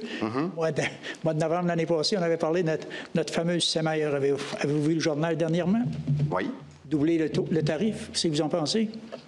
Bien, je pense que ça aurait dû être chargé dès le début. Là. Vous n'êtes pas écœuré, M. Bastille, de payer pas de résultats depuis 8 ans? Oui, et je suis à la même place que vous. Je suis tanné, M. Bugeaud. Là. On attend la première goutte depuis longtemps. Là. Bien, vous devez avoir vu aussi qu'il y a des demandes de subventions qui ont été faites aux différents ministères pour justement être capable d'acheter l'appareil qui va liquéfier le GNL, si on veut. Présentement, on traite les matières, mais par contre, on brûle le gaz plutôt que de le liquéfier. On a des crédits pour ça, mais ça serait plus payant de pouvoir le liquéfier. Fait que c'est sûr qu'il y a des demandes de subventions qui ont été faites au MEI, puis le ministère de l'Économie, de l'Innovation, puis le ministère de l'Énergie et des Ressources naturelles, puis le ministère de l'Environnement. On pensait avoir des réponses, honnêtement, avant ce printemps. On s'attendait à avoir des réponses, puis après ça, ils ont dit peut-être avant les élections, mais là, on est dans les élections. Fait qu'on espère d'en avoir après. Là. On est là. Parce qu'ici, je regarde, M. Bastille, c'est tout près de 700 millions que la MRC va verser à la SEMER. Combien? 693 720 $. Ça, c'est à part de la cotisation de la Ville? Bien là, vous voulez dire pour le 20 $, là? Non, ici, là, c'est marqué, là, à titre comparatif, la MRC de Rivière-du-Loup, avec ses 34 686 habitants, a payé 123 000 en 2018. Les services à la SEMER, avec la nouvelle tarification, entrée en vigueur en 2020, elle déboursera 346 000 au total. Ce montant doublera en 2023 pour passer à 693 000. Bien là, c'est les 34 000 habitants, là, fait que c'est la MRC, la part de la Ville est dans ce montant-là. Là. Mais la Ville n'est pas... Bien là, si... Ça en est à 40 puis 40 de la part de la MRC. Oui, mais ça, c'est pour le service à la SEMER. Tu sais, nous, la Ville, là, mettons qu'on est 20 000 de population, c'est à 20 $, ça fait 400 000. La Ville va donner 400 000 à la SEMER, puis la balance là, du 600 quelques mille, c'est les autres municipalités de la MRC. OK. Autrement dit, le 400 000 est inclus dans ce montant-là? Bien, moi, je pense que oui, parce que vous nous dites, vous parlez de 34 000 habitants, puis on est à peu près 35 là, dans la MRC. Là. Bien, c'est les chiffres qui ont ici, c'est le journal local. C'est pour ça que j'aurais aimé avoir de la clarification là-dessus. Bien, c'est sûr que, vitement, là, platement, si on est 20 000 population, 20 000 fois 20 $, 400 000. Parce que l'article est un peu écrit de façon étrange. La MRC ne paye pas. C'est les municipalités qui payent pour les services. Mais bon, ils ont pris la population de la MRC multipliée par 20 $ par personne.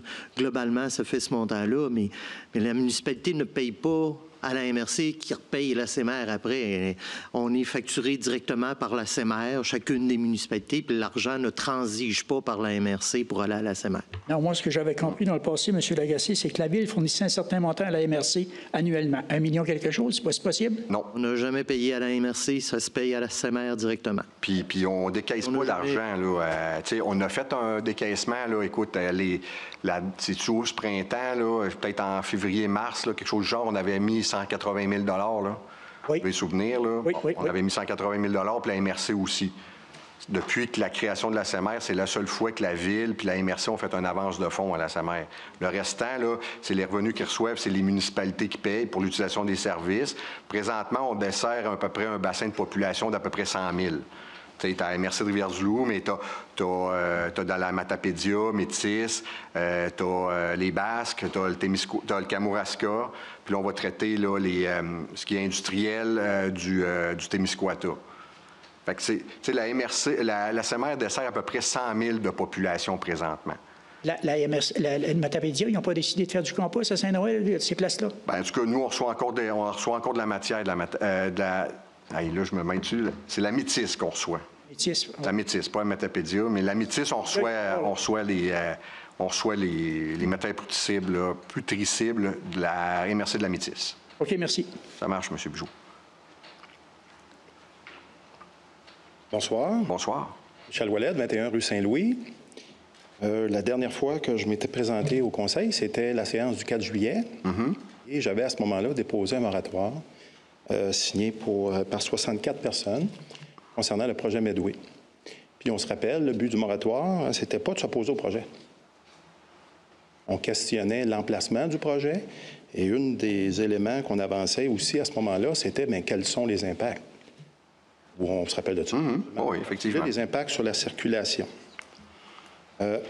On sait aussi que pour un projet comparable, Medway a annoncé sur son propre site web, ça je l'ai déjà énoncé dans une séance du comité d'appel, un projet comparable de 8 étages avec 3 étages de services médicaux, 475 000 d'achalandage par année.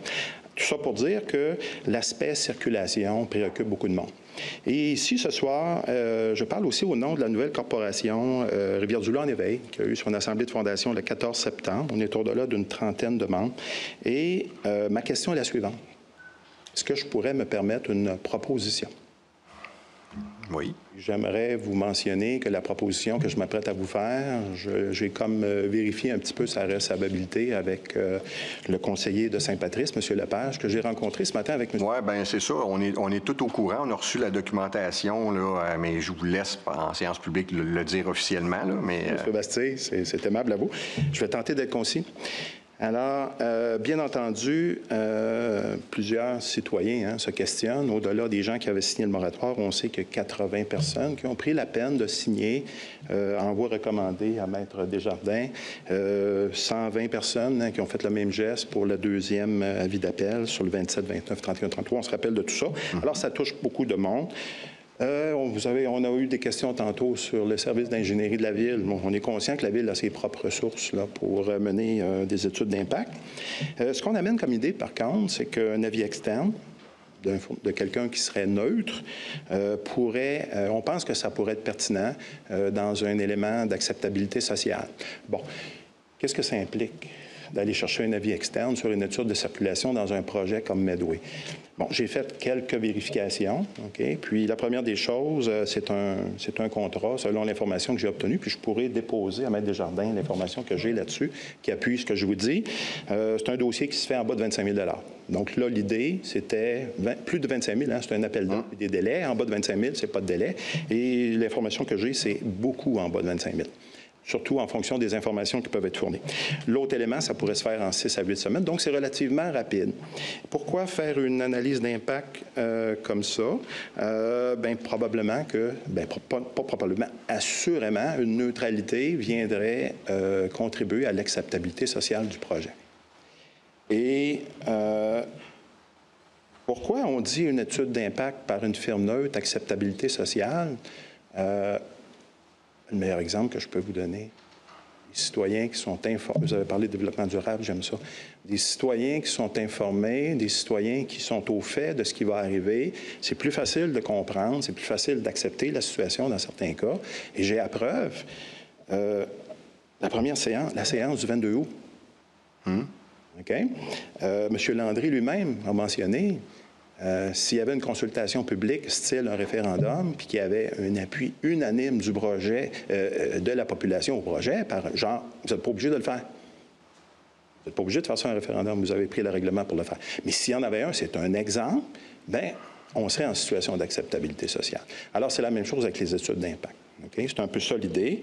Et la question que j'ai faite, c'est que j'ai contacté la firme Rue Sécur. Ouais, ils sont spécialisés dans le domaine, puis je leur ai posé la question, dans le fond, pour un mandat de gré à gré, est-il envisageable, donc en bas de 25 000, est-il envisageable pour une municipalité de retenir vos services pour une première étude de circulation? Par exemple, on a l'actuel versus le projeté dans un contexte de projet.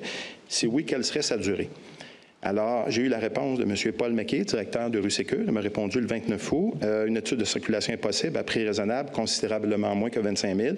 Le coût dépendrait en partie des renseignements que pourrait déjà posséder la Ville. Bon, vous en avez des renseignements, on le sait. C'est que vous en avez fourni pour faire l'étude sur le visuel. Petite parenthèse, ça a été tellement de fun, M. le maire, que les points de vue qui ont été retenus pour l'étude, bien, il y en a quelques-uns qui ont été fournis par des citoyens. Fermeture de la parenthèse. L'avantage d'une étude d'impact qui serait faite par une firme externe, bien, moi, je pense que, il y a la perception et la réalité de la neutralité. L'autre chose, l'étude peut dire, bien, il y a tel élément d'enjeu, voici quelques options. On pourrait en parler avec des citoyens de ces options-là et vous revenir à la Ville et vous seriez indépendant dans votre prise de décision. Ça serait ça l'avantage de procéder avec une firme externe. Et un contrat en bas de 25 000 dans un dossier de 50 millions, il me semble que c'est vraiment pas exagéré. C'est un petit investissement, pas trop en temps, parce qu'on sait que ça pourrait ne pas être long, hein, pas d'appel d'offres, et vous choisissez votre firme, bien entendu. Mon but, c'est pas de vous dire, mon but, c'est de dire qu'il y a une faisabilité dans un court délai. Moi, je pense que c'est pas très cher payé, considérant l'envergure du dossier, et surtout considérant, on ne se le cachera pas, là, je pense, la nécessité d'une acceptabilité sociale. Alors, c'est ça la proposition qui vous est... Bien, c'est correct, M. Ouellet. Puis effectivement, Nelson nous l'a dit ce matin. Nous, il a laissé les documents là, de la rencontre que vous aviez eue ce matin avec lui. M. Lagacé nous a fait part aux membres du Conseil. Je vous rassure, c'était déjà prévu de faire une étude de circulation, je l'ai déjà dit. Le seul reproche que j'ai eu à ce moment-là, c'est parce qu'on voulait avoir de plus de données. On voulait attendre que Medway soit sur place pour vraiment étudier avec la Maison des aînés. Mais c'est sûr que ça va être une étude externe. Les gens à l'interne n'auront pas le temps de faire ça parce que c'est pas juste une étude sur la rue Saint-Louis. C'est une étude sur la rue Frontenac, c'est une étude sur la rue Sainte-Anne, c'est une étude sur la rue Lafontaine. Regardez, y a-tu des sens uniques qui sont là? Faut-tu en rajouter? On veut-tu une piste cyclable? Faut-tu élargir le trottoir? Parce que rue Sécure, effectivement, la Ville n'a pas travaillé directement avec eux, mais le comité de parents, dans le fond, le mandat a été donné par le Centre de services scolaires de Saint-François. Si vous avez passé dernièrement, bien, ça fait peut-être 2 ans que c'est là. La rue Pouliot, ce secteur-là a été aménagé suite au comité de parents de l'École Saint-François. Puis la direction de l'école en disant, bien, il y a une problématique, on veut que les jeunes viennent à vélo à l'école. Fait que ce secteur-là a été refait, là. Puis l'intersection Pouliot et Fraserville aussi a été refait. Puis c'est avec rue Sécure que ça avait été monté, là, les choses comme ça. C'est sûr qu'on veut aller à l'externe. Par contre, ce qu'il faut regarder, la semaine prochaine, on va en jaser les élus ensemble. Il faut regarder les disponibilités budgétaires pour le faire aussi pour cette année, parce que présentement, 2022, on n'avait pas d'argent d'attribuer pour faire une étude. On le mettait dans le budget 2023. C'était là qu'on voulait le mettre. 2023, 2024, parce que la rue Saint-Louis, c'est une chose, mais c'est un paquet d'autres. Puis pour l'accessibilité sociale, je comprends ça, M. Ouellet, mais vous, là, qu'est-ce qui ferait que ça ferait, là? Tu sais, c'est-tu d'arriver parce qu'eux autres y arrivent puis ils disent... Parce que moi, j'avais donné des chiffres dernièrement. Présentement, à l'interne, on dit que la rue Saint-Louis est capable d'accueillir entre 3 500 à 4 000 véhicules par jour dans la configuration qu'elle est actuellement. On se compare avec d'autres rues qu'il y a en ville. À l'époque, on sait qu'il y a eu une quincaillerie qui était là. On sait qu'il y a eu une grosse usine qui était là aussi, qui employait 150 et plus travailleurs sur des chiffres de 24 heures. Tu sais, il y avait quand même quelque chose. Là, les évaluations qu'on fait justement avec la Maison des aînés, avec Medway, on pense à l'interne qu'on pourrait avoir entre 2500 et 2700 véhicules par jour qui pourraient circuler dans votre rue. Moi, si vous me permettez, oui. Monsieur le maire, je pense qu'une étude comme ça pourrait justement mettre en lumière des conséquences, des enjeux et des choix d'options. Puis là, on rentre développement durable, vous en avez peut-être parlé aussi, là, la mise à contribution des citoyens, ça en fait partie aussi. Ça, c'est un élément. L'autre chose, oui, c'est intéressant pour l'acceptabilité sociale, mais on pense que ça vient appuyer la prise de décision de la Ville aussi. Alors ça, il y a une dimension de le faire rapidement. La faisabilité que j'ai voulu démontrer, c'est que ça peut se faire à court délai, cet élément-là. L'autre chose, Étant donné que Medway a accédé des données, a accédé des services de la Ville, puis je pense qu'il a défrayé certains coûts.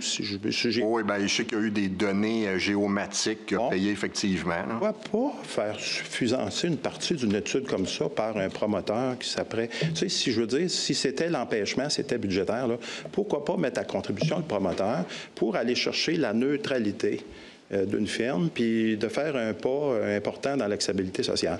C'est un peu ça l'idée, M. le maire. Je comprends ça, puis je suis à la même place que vous. C'est sûr que de toute façon, ça ne serait pas fait à l'interne pour un paquet de facteurs, mais au-delà de dire l'impartialité, je ne pense pas qu'à l'interne, les gens soient teintés pour ou contre le projet. S'il y a un job à faire, bien, ils le font. Ils font les recommandations appropriées, mais de toute façon, dans ce plan-là, c'était clair que c'est quelqu'un à l'externe qui le faisait. Bon, ça, c'est bien. Ce qui pourrait me rassurer, c'est l'horizon de temps. Ce qui serait, honnêtement, là, bien, écoutez, on a un plénier la semaine prochaine. Okay. Déjà, l'équipe administrative va regarder s'il y a des sources de budget qu'on pourrait aller puiser, puis on va vous revenir avec une réponse. Ouais. Ça marche? Okay. Donc, merci beaucoup. Merci, M. Ouellet. D'avoir été au conseil ce soir. Je viendrai dans 2 semaines. Mardi, hein, c'est ça? Oui, c'est la semaine prochaine. Il y en a un la semaine prochaine? Oui, bien, c'est le 4 octobre. C'est mardi prochain, dans une semaine. Ah, déjà? Ben oui. Ben oui. Non, la semaine prochaine, on a plein. Non, mais parlez-vous de l'audition? Ah, OK. Non. Ben, non, là, je vous parle de la prochaine séance du conseil. Ah, prochaine séance du conseil, oui, c'est mardi le 11 octobre. Oui, effectivement. J'ai pensé que je t'ai mêlé un peu, vu... Non, bien là, c'est parce que là, quand vous m'aviez dit, c'est parce que je savais qu'il va y avoir une audience. Donc, je peux m'attendre le 11 octobre à avoir un suivi là. Oui, on va vous donner une réponse. Enregistré, merci. Et puis peut-être avant, là, on peut vous envoyer un courriel aussi, là, sans problème. Merci, M. Lepage. Merci beaucoup. Merci, M. Ouellet. Bonjour, Roger Plante. Oui. Quand on parlait, OK, de Bell Canada puis de cuivre, c'est pas compliqué, il y a de quoi qui n'a pas été dit, là. Que je sache, le CRTC là, a encore des devoirs à faire.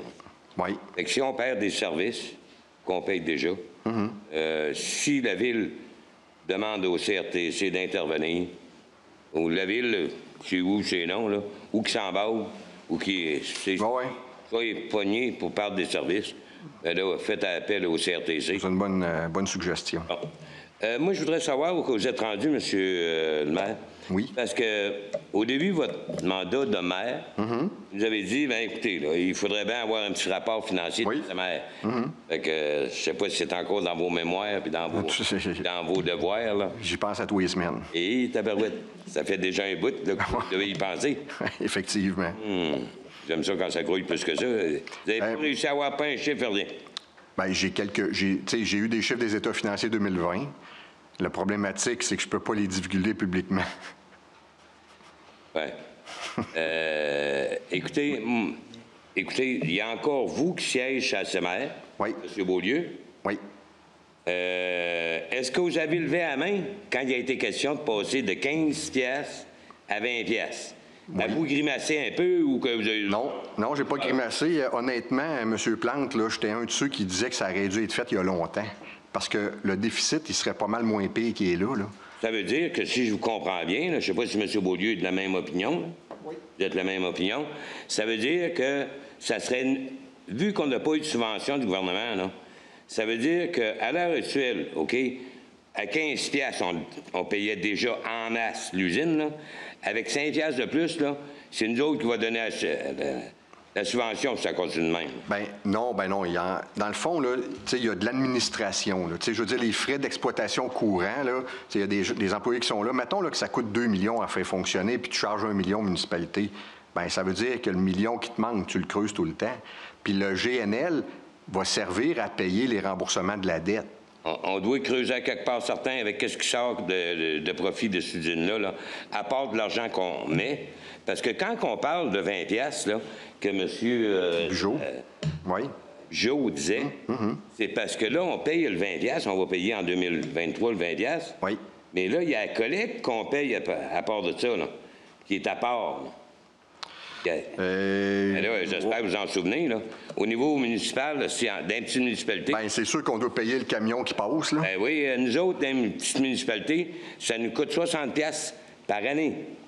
Ça veut dire que si c'est à peu près ça à Rivière-du-Loup, ça veut dire que la SEMER vous coûte Pas 20 $. Il vous coûte 80 $ par année, le beau service. Mais probablement que tu as la collecte du bac brun, puis du bac noir, puis du bac bleu avec. Là. Je ne sais pas, dans l'ensemble du contrat que nous, on donne, c'est ça. Non. La SEMER a un petit contrat à part, là. Oui, mais nous, on les... Oui, mais on les paye pour aller porter la matière. Je veux dire, pour la matière qu'on met là. Ben oui, parce que nous autres, on a un contrat avec... je me souviens pas le nom du fournisseur, là, mais il y a un contrat, effectivement. C'est pour ça que je vous dis qu'on n'est pas à 20 $, là. Non. On est à 80 $. Quand que je lisais le journal... OK.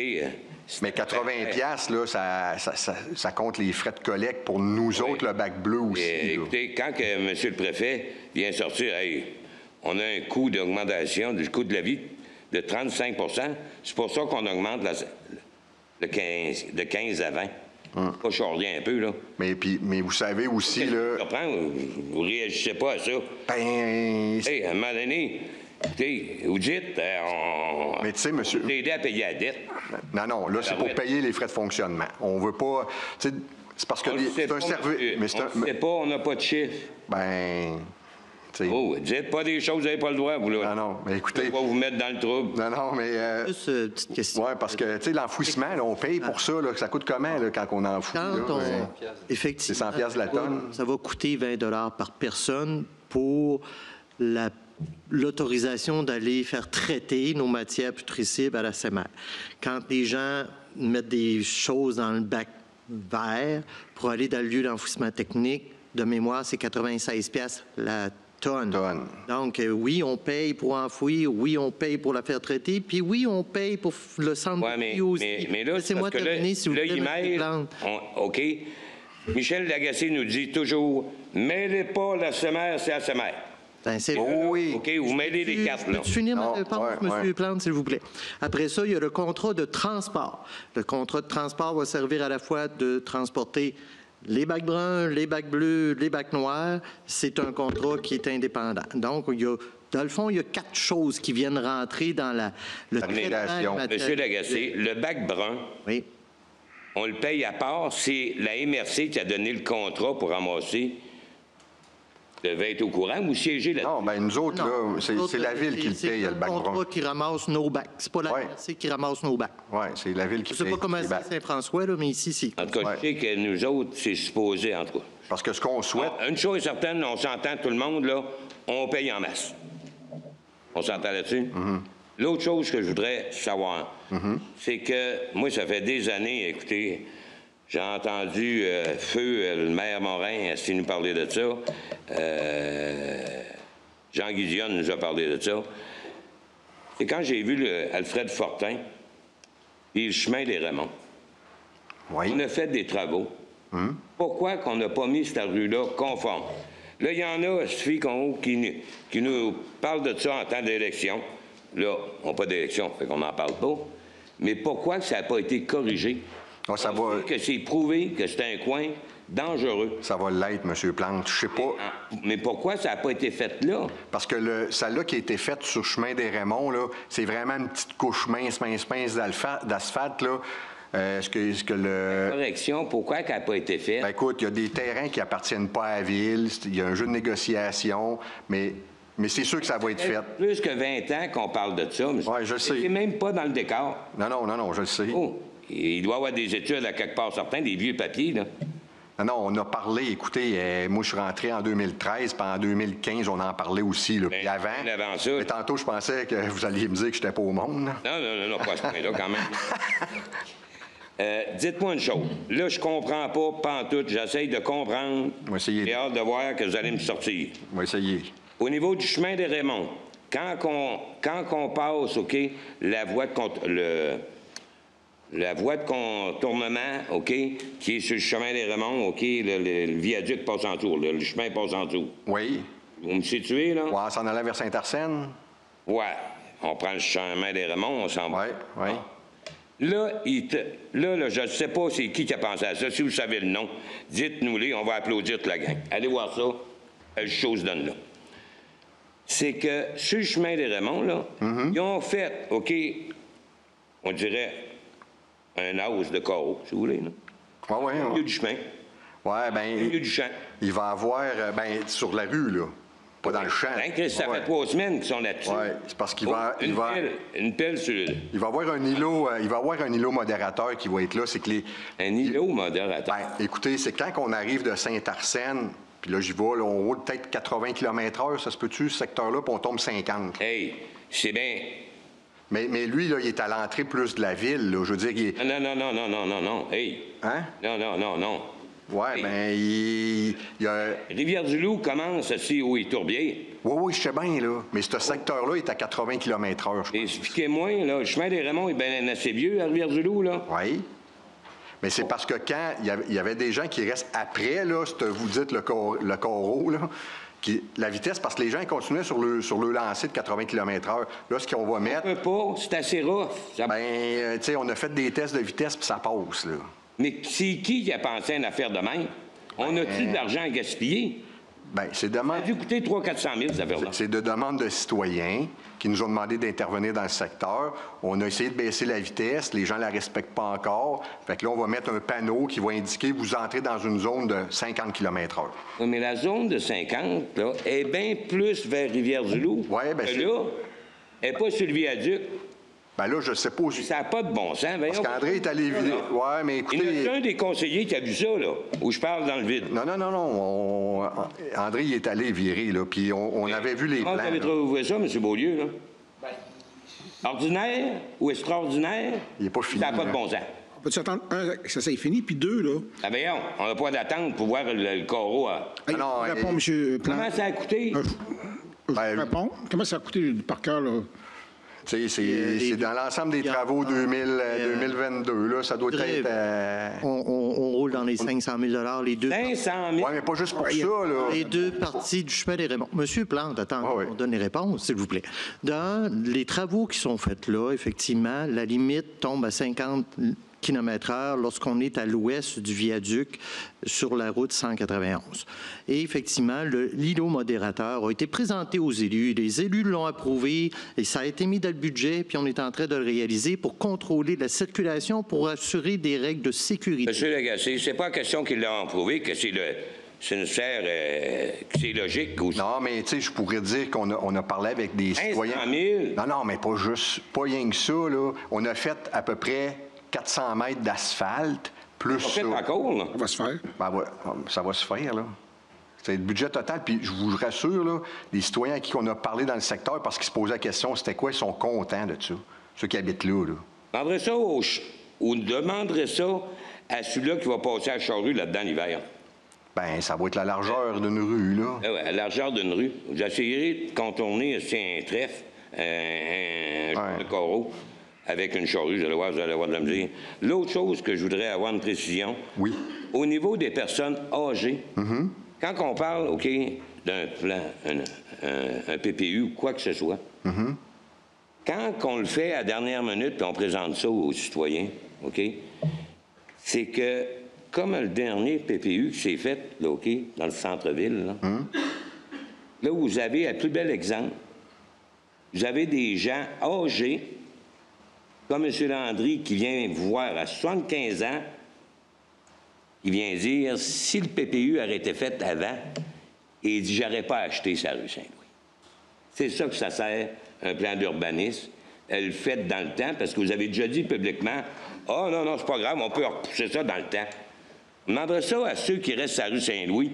Oui, mais le plan d'urbanisme n'aurait pas nécessairement modifié ça. On parle du PPU, là. Oui, mais... On change des petits bouts comme on veut, puis... Mais le PPU, tu sais, quand M. Landry a acheté... Il n'était pas là. Non, il n'était pas là, mais tu sais, il aurait pu acheter puis qu'il soit là l'année prochaine, là. Je veux dire, dans n'importe quel secteur, c'est des affaires qui peuvent arriver. Peut-être aviser un peu. Vous achetez une propriété, vous voulez acheter une propriété, vous regardez sur le... Ah, je suis d'accord. Sur le plan, OK? C'est quoi qui va se faire dans le secteur? Oui, mais des fois, on ne le sait pas un an d'avance, là. Oui, mais s'il est fait en temps... Bien, on l'a fait en temps. On l'a fait là, parce que c'est là qu'on avait besoin. Non, la Ville est en retard de combien d'années? Bien, sur le plan... Elle ne pouvait pas être en avance, ça... Non. La MRC. Non. Fait que la MRC était en retard de 30 ans, puis la Ville était en retard quasiment de 20 ans. Oui, c'est 2000. Il y a des conséquences à ça, là. Oui, mais, tu sais, on l'a fait quand on avait besoin. Si on n'aurait pas eu besoin, on ne l'aurait pas fait, là. Non, mais il faut tout bien le mettre à jour. Oui, bien, c'est ce qu'on fait. Avoir un peu de vision. Ah oui, c'est clair. Les élus, c'est ça. Oui. C'est pour ça qu'on les paye. Ben oui. Avoir de la vision. Oui, tout à fait. Merci. Merci, M. Plante. Bonsoir, Daniel Levasseur. Oui, monsieur. Excusez mon rire, c'est parce que... OK. Moi, j'ai juste une petite remarque, quelques petites remarques, là, puis 2 questions pour finir. OK. À la réunion du 12 septembre, M. Bujoux avait posé une question versus le 19, emprunt au fonds de roulement pour financer des travaux. OK? À l'article 20, l'article qui suit, puis je voulais poser la question à la dernière réunion, mais ça a été tellement long que j'ai passé, c'est emprunt temporaire en attendant le financement permanent pour les règlements d'emprunt 2101. Les emprunts temporaires en attendant des financements, ça arrive souvent. Oui. Okay? Ce montant-là, il était 240 000 et la Caisse populaire de mémoire qui va financer ça. Oui. Pourquoi pas l'avoir pris dans le fonds de roulement? Parce qu'il y avait de la liquidité dans le fonds de roulement. Je vous envoie ça. Vous dites que ça arrive souvent sur des règlements d'emprunt tout le temps. Tout le temps, il y a des emprunts temporaires. Oui. Parce qu'on sait qu'on a un règlement d'emprunt, il faut faire les travaux, il faut payer le fournisseur, puis 2 fois par année, on s'en va sur le marché obligataire, puis on finance les règlements. Les emprunts. Pourquoi le 246 721 du Parc des Princes a été mis dans un règlement d'emprunt? Ça, c'est vraiment des recommandations que le trésorier ou service finances et trésorerie, dans l'ensemble des travaux, nous dit, bon, mais ces travaux-là, on va les financer par un règlement d'emprunt. Ces travaux-là, on va les payer par le fonds de roulement ou on va le payer directement par des taxes. Là où il fait sa réflexion, c'est qu'habituellement, un fonds de roulement, il faut le rembourser idéalement sur une période de 5 ans. Ouais. Alors qu'un parc comme ça, bien, ça a une durée de vie beaucoup plus longue. Donc, c'est pour ça qu'on va tendre à les financer par un règlement d'emprunt. Oui, c'est sur 20 ans. C'est une question de logique. Parce que le règlement, ça, c'est un emprunt temporaire. C'est-à-dire que l'emprunt temporaire va se faire pour qu'on puisse payer le fournisseur. Oui. Puis au mois de novembre, habituellement, on fait une émission d'obligation qu'on appelle. C'est ça. Faire le financement permanent et ce montant-là va être dedans. Mais cet emprunt temporaire-là nous coûte des intérêts. Effectivement, mais il faut bien payer les fournisseurs. Oui, non, j'ai pas de problème que vous payiez les fournisseurs. OK, c'est parce que vous proposez de prendre le règlement d'emprunt pour payer... Dans le fonds de roulement. Dans le fonds de roulement pour payer les petits règlements, ces petits emprunts temporaires. C'est pas fait pour ça, c'est pour payer des intérêts. Mais ça va revenir, on va leur payer, on ne paye pas d'intérêt dans le fonds de roulement. C'est-à-dire que quand, non, on ne se paye pas d'intérêt dans le fonds de roulement, sauf que c'est pas ça la nature du fonds de roulement. Je suis d'accord, mais... Payer des infrastructures. Pourrait l'extensionner. Il y a le règlement qui le constitue. Okay. Ceci étant dit, il faut quand même savoir, M. Levasseur, que dans le règlement d'emprunt, lorsqu'on fait les estimations, les intérêts qu'on paye sur l'emprunt temporaire sont déjà estimés et ils sont dans le règlement d'emprunt. Sont estimés, mais on pourrait peut-être sauver des intérêts. C'est juste une suggestion. Je pourrais poser la question. Je vais poser la question à monsieur, juste pour le fun. Encore, dans cette réunion-là, il y a un monsieur Cyr, c'est à rue Bellevue, qui s'est plaint du... Oui, c'est la commission de transport, on en parle mercredi. Y a-t-il des développements là-dedans? Oui, effectivement. Il a déposé il a fait une demande officielle qu'il a déposée, puis elle est dans l'ordre du jour de la commission des transports de mercredi cette semaine. D'accord. Puis après ça, on va faire le suivi qu'il faut, là. 2 petites choses. Oui. CEMER, le Digesta, est-ce qu'ils ont reçu le certificat de... Non. Pas encore? Non. Y a-t-il des développements qui se font ou bien c'est... C'est au ministère. Et comme couché là-bas dans Bang en arrière, là, ils attendent après ça? Bien là, présentement, il y a au moins un agriculteur qui s'en sert, au moins un cultivateur qui l'a. Là. C'est rien que là, présentement, on ne pourrait pas le vendre ou en disposer, mettons, pour nos citoyens. Là, de la MRC, on pourrait le donner, là, mais on peut comme pas, là, parce qu'on n'a pas le bureau des normes québécoises. Là, c'est sûr, BNQ, là, me semble, c'est ça? Et le bureau des normalisations du Québec. Du Québec, oui. Fait que, mais la demande est faite, là, ça fait longtemps. Là. Okay. Ils ne sont pas vite. Ils ne sont pas vite. OK. Il n'y a pas de suivi qui s'est donné par eux autres ou ce qu'ils sont rendus avec ça. Toi, tu n'as eu? Oui. Oui, mais moi, je n'ai pas entendu. OK. Dernière petite chose. La CEMER, on a entendu parler dernièrement que ça coûtait 20$ par personne. et ça vient sur mon compte de taxes, mais c'est pas 40 pièces parce que moi, je suis chez nous. Je le vois pas dans mon compte de taxes combien que la SEMER me coûte. Est-ce que c'est possible au niveau de la Ville de Rivière-du-Loup d'avoir une ligne sur le compte de taxes disant des frais pour la SEMER et non inclure les frais de la SEMER dans tout Oui, parce que c'est tout là, dans la récupération des matières. Là, il est tout dans le... Ben, je sais pas. Moi, j'aimerais qu'on ait une ligne pour la SEMER, exactement combien coûte la SEMER, parce que si c'est 20 pièces par personne, ça donne d'où on est 20 000 personnes, puis on divise ça par mettons qu'on est 8 000 payeurs de taxes. C'est ça. Donc, ça veut dire que ça coûte... Moi, ça ne me coûte pas 20 pièces. Ça ne me coûte pas de 40 pièces chez nous parce qu'on est deux. Non. Donc, ça me coûte 60, 65, 70. Pour la SEMER, j'aimerais qu'on ait une ligne pour la SEMER, nous dire, voici, chers citoyens, combien coûte la SEMER. À cette heure, la SEMER s'organisera avec les autres problèmes. Mais la SEMER a toujours refusé. Parce que... Non, je ne demande pas à la SEMER, je demande ça à la Ville. Ouais, ben, on va regarder avec le trésorier comment sur le compte de taxes, parce que je sais que les comptes de taxes sont normalisés aussi. Ouais. Je ne sais pas dans les autres municipalités, là, si vous l'avez décortiqué. Là. C'est pas la même question. C'est parce que Michel Lagacé n'a jamais voulu sortir les chiffres comme tels, parce que tu serais capable de savoir qu'est-ce que le privé paye. Parce que nous autres, on doute que le privé paye moins cher que le public, en général. OK, mais de toute façon, parce que la question de ce que je comprends de M. Levasseur, effectivement, mettons que ça coûte 400 000 à la Ville, on est 9 000 payeurs de taxes, bien, c'est ça. C'est ça, exactement. Merci. Merci, M. Levasseur. Est-ce qu'il y avait d'autres questions ou sinon, ben, on dirait merci à tous, belle fin de soirée, puis on se revoit effectivement mardi le 11 octobre.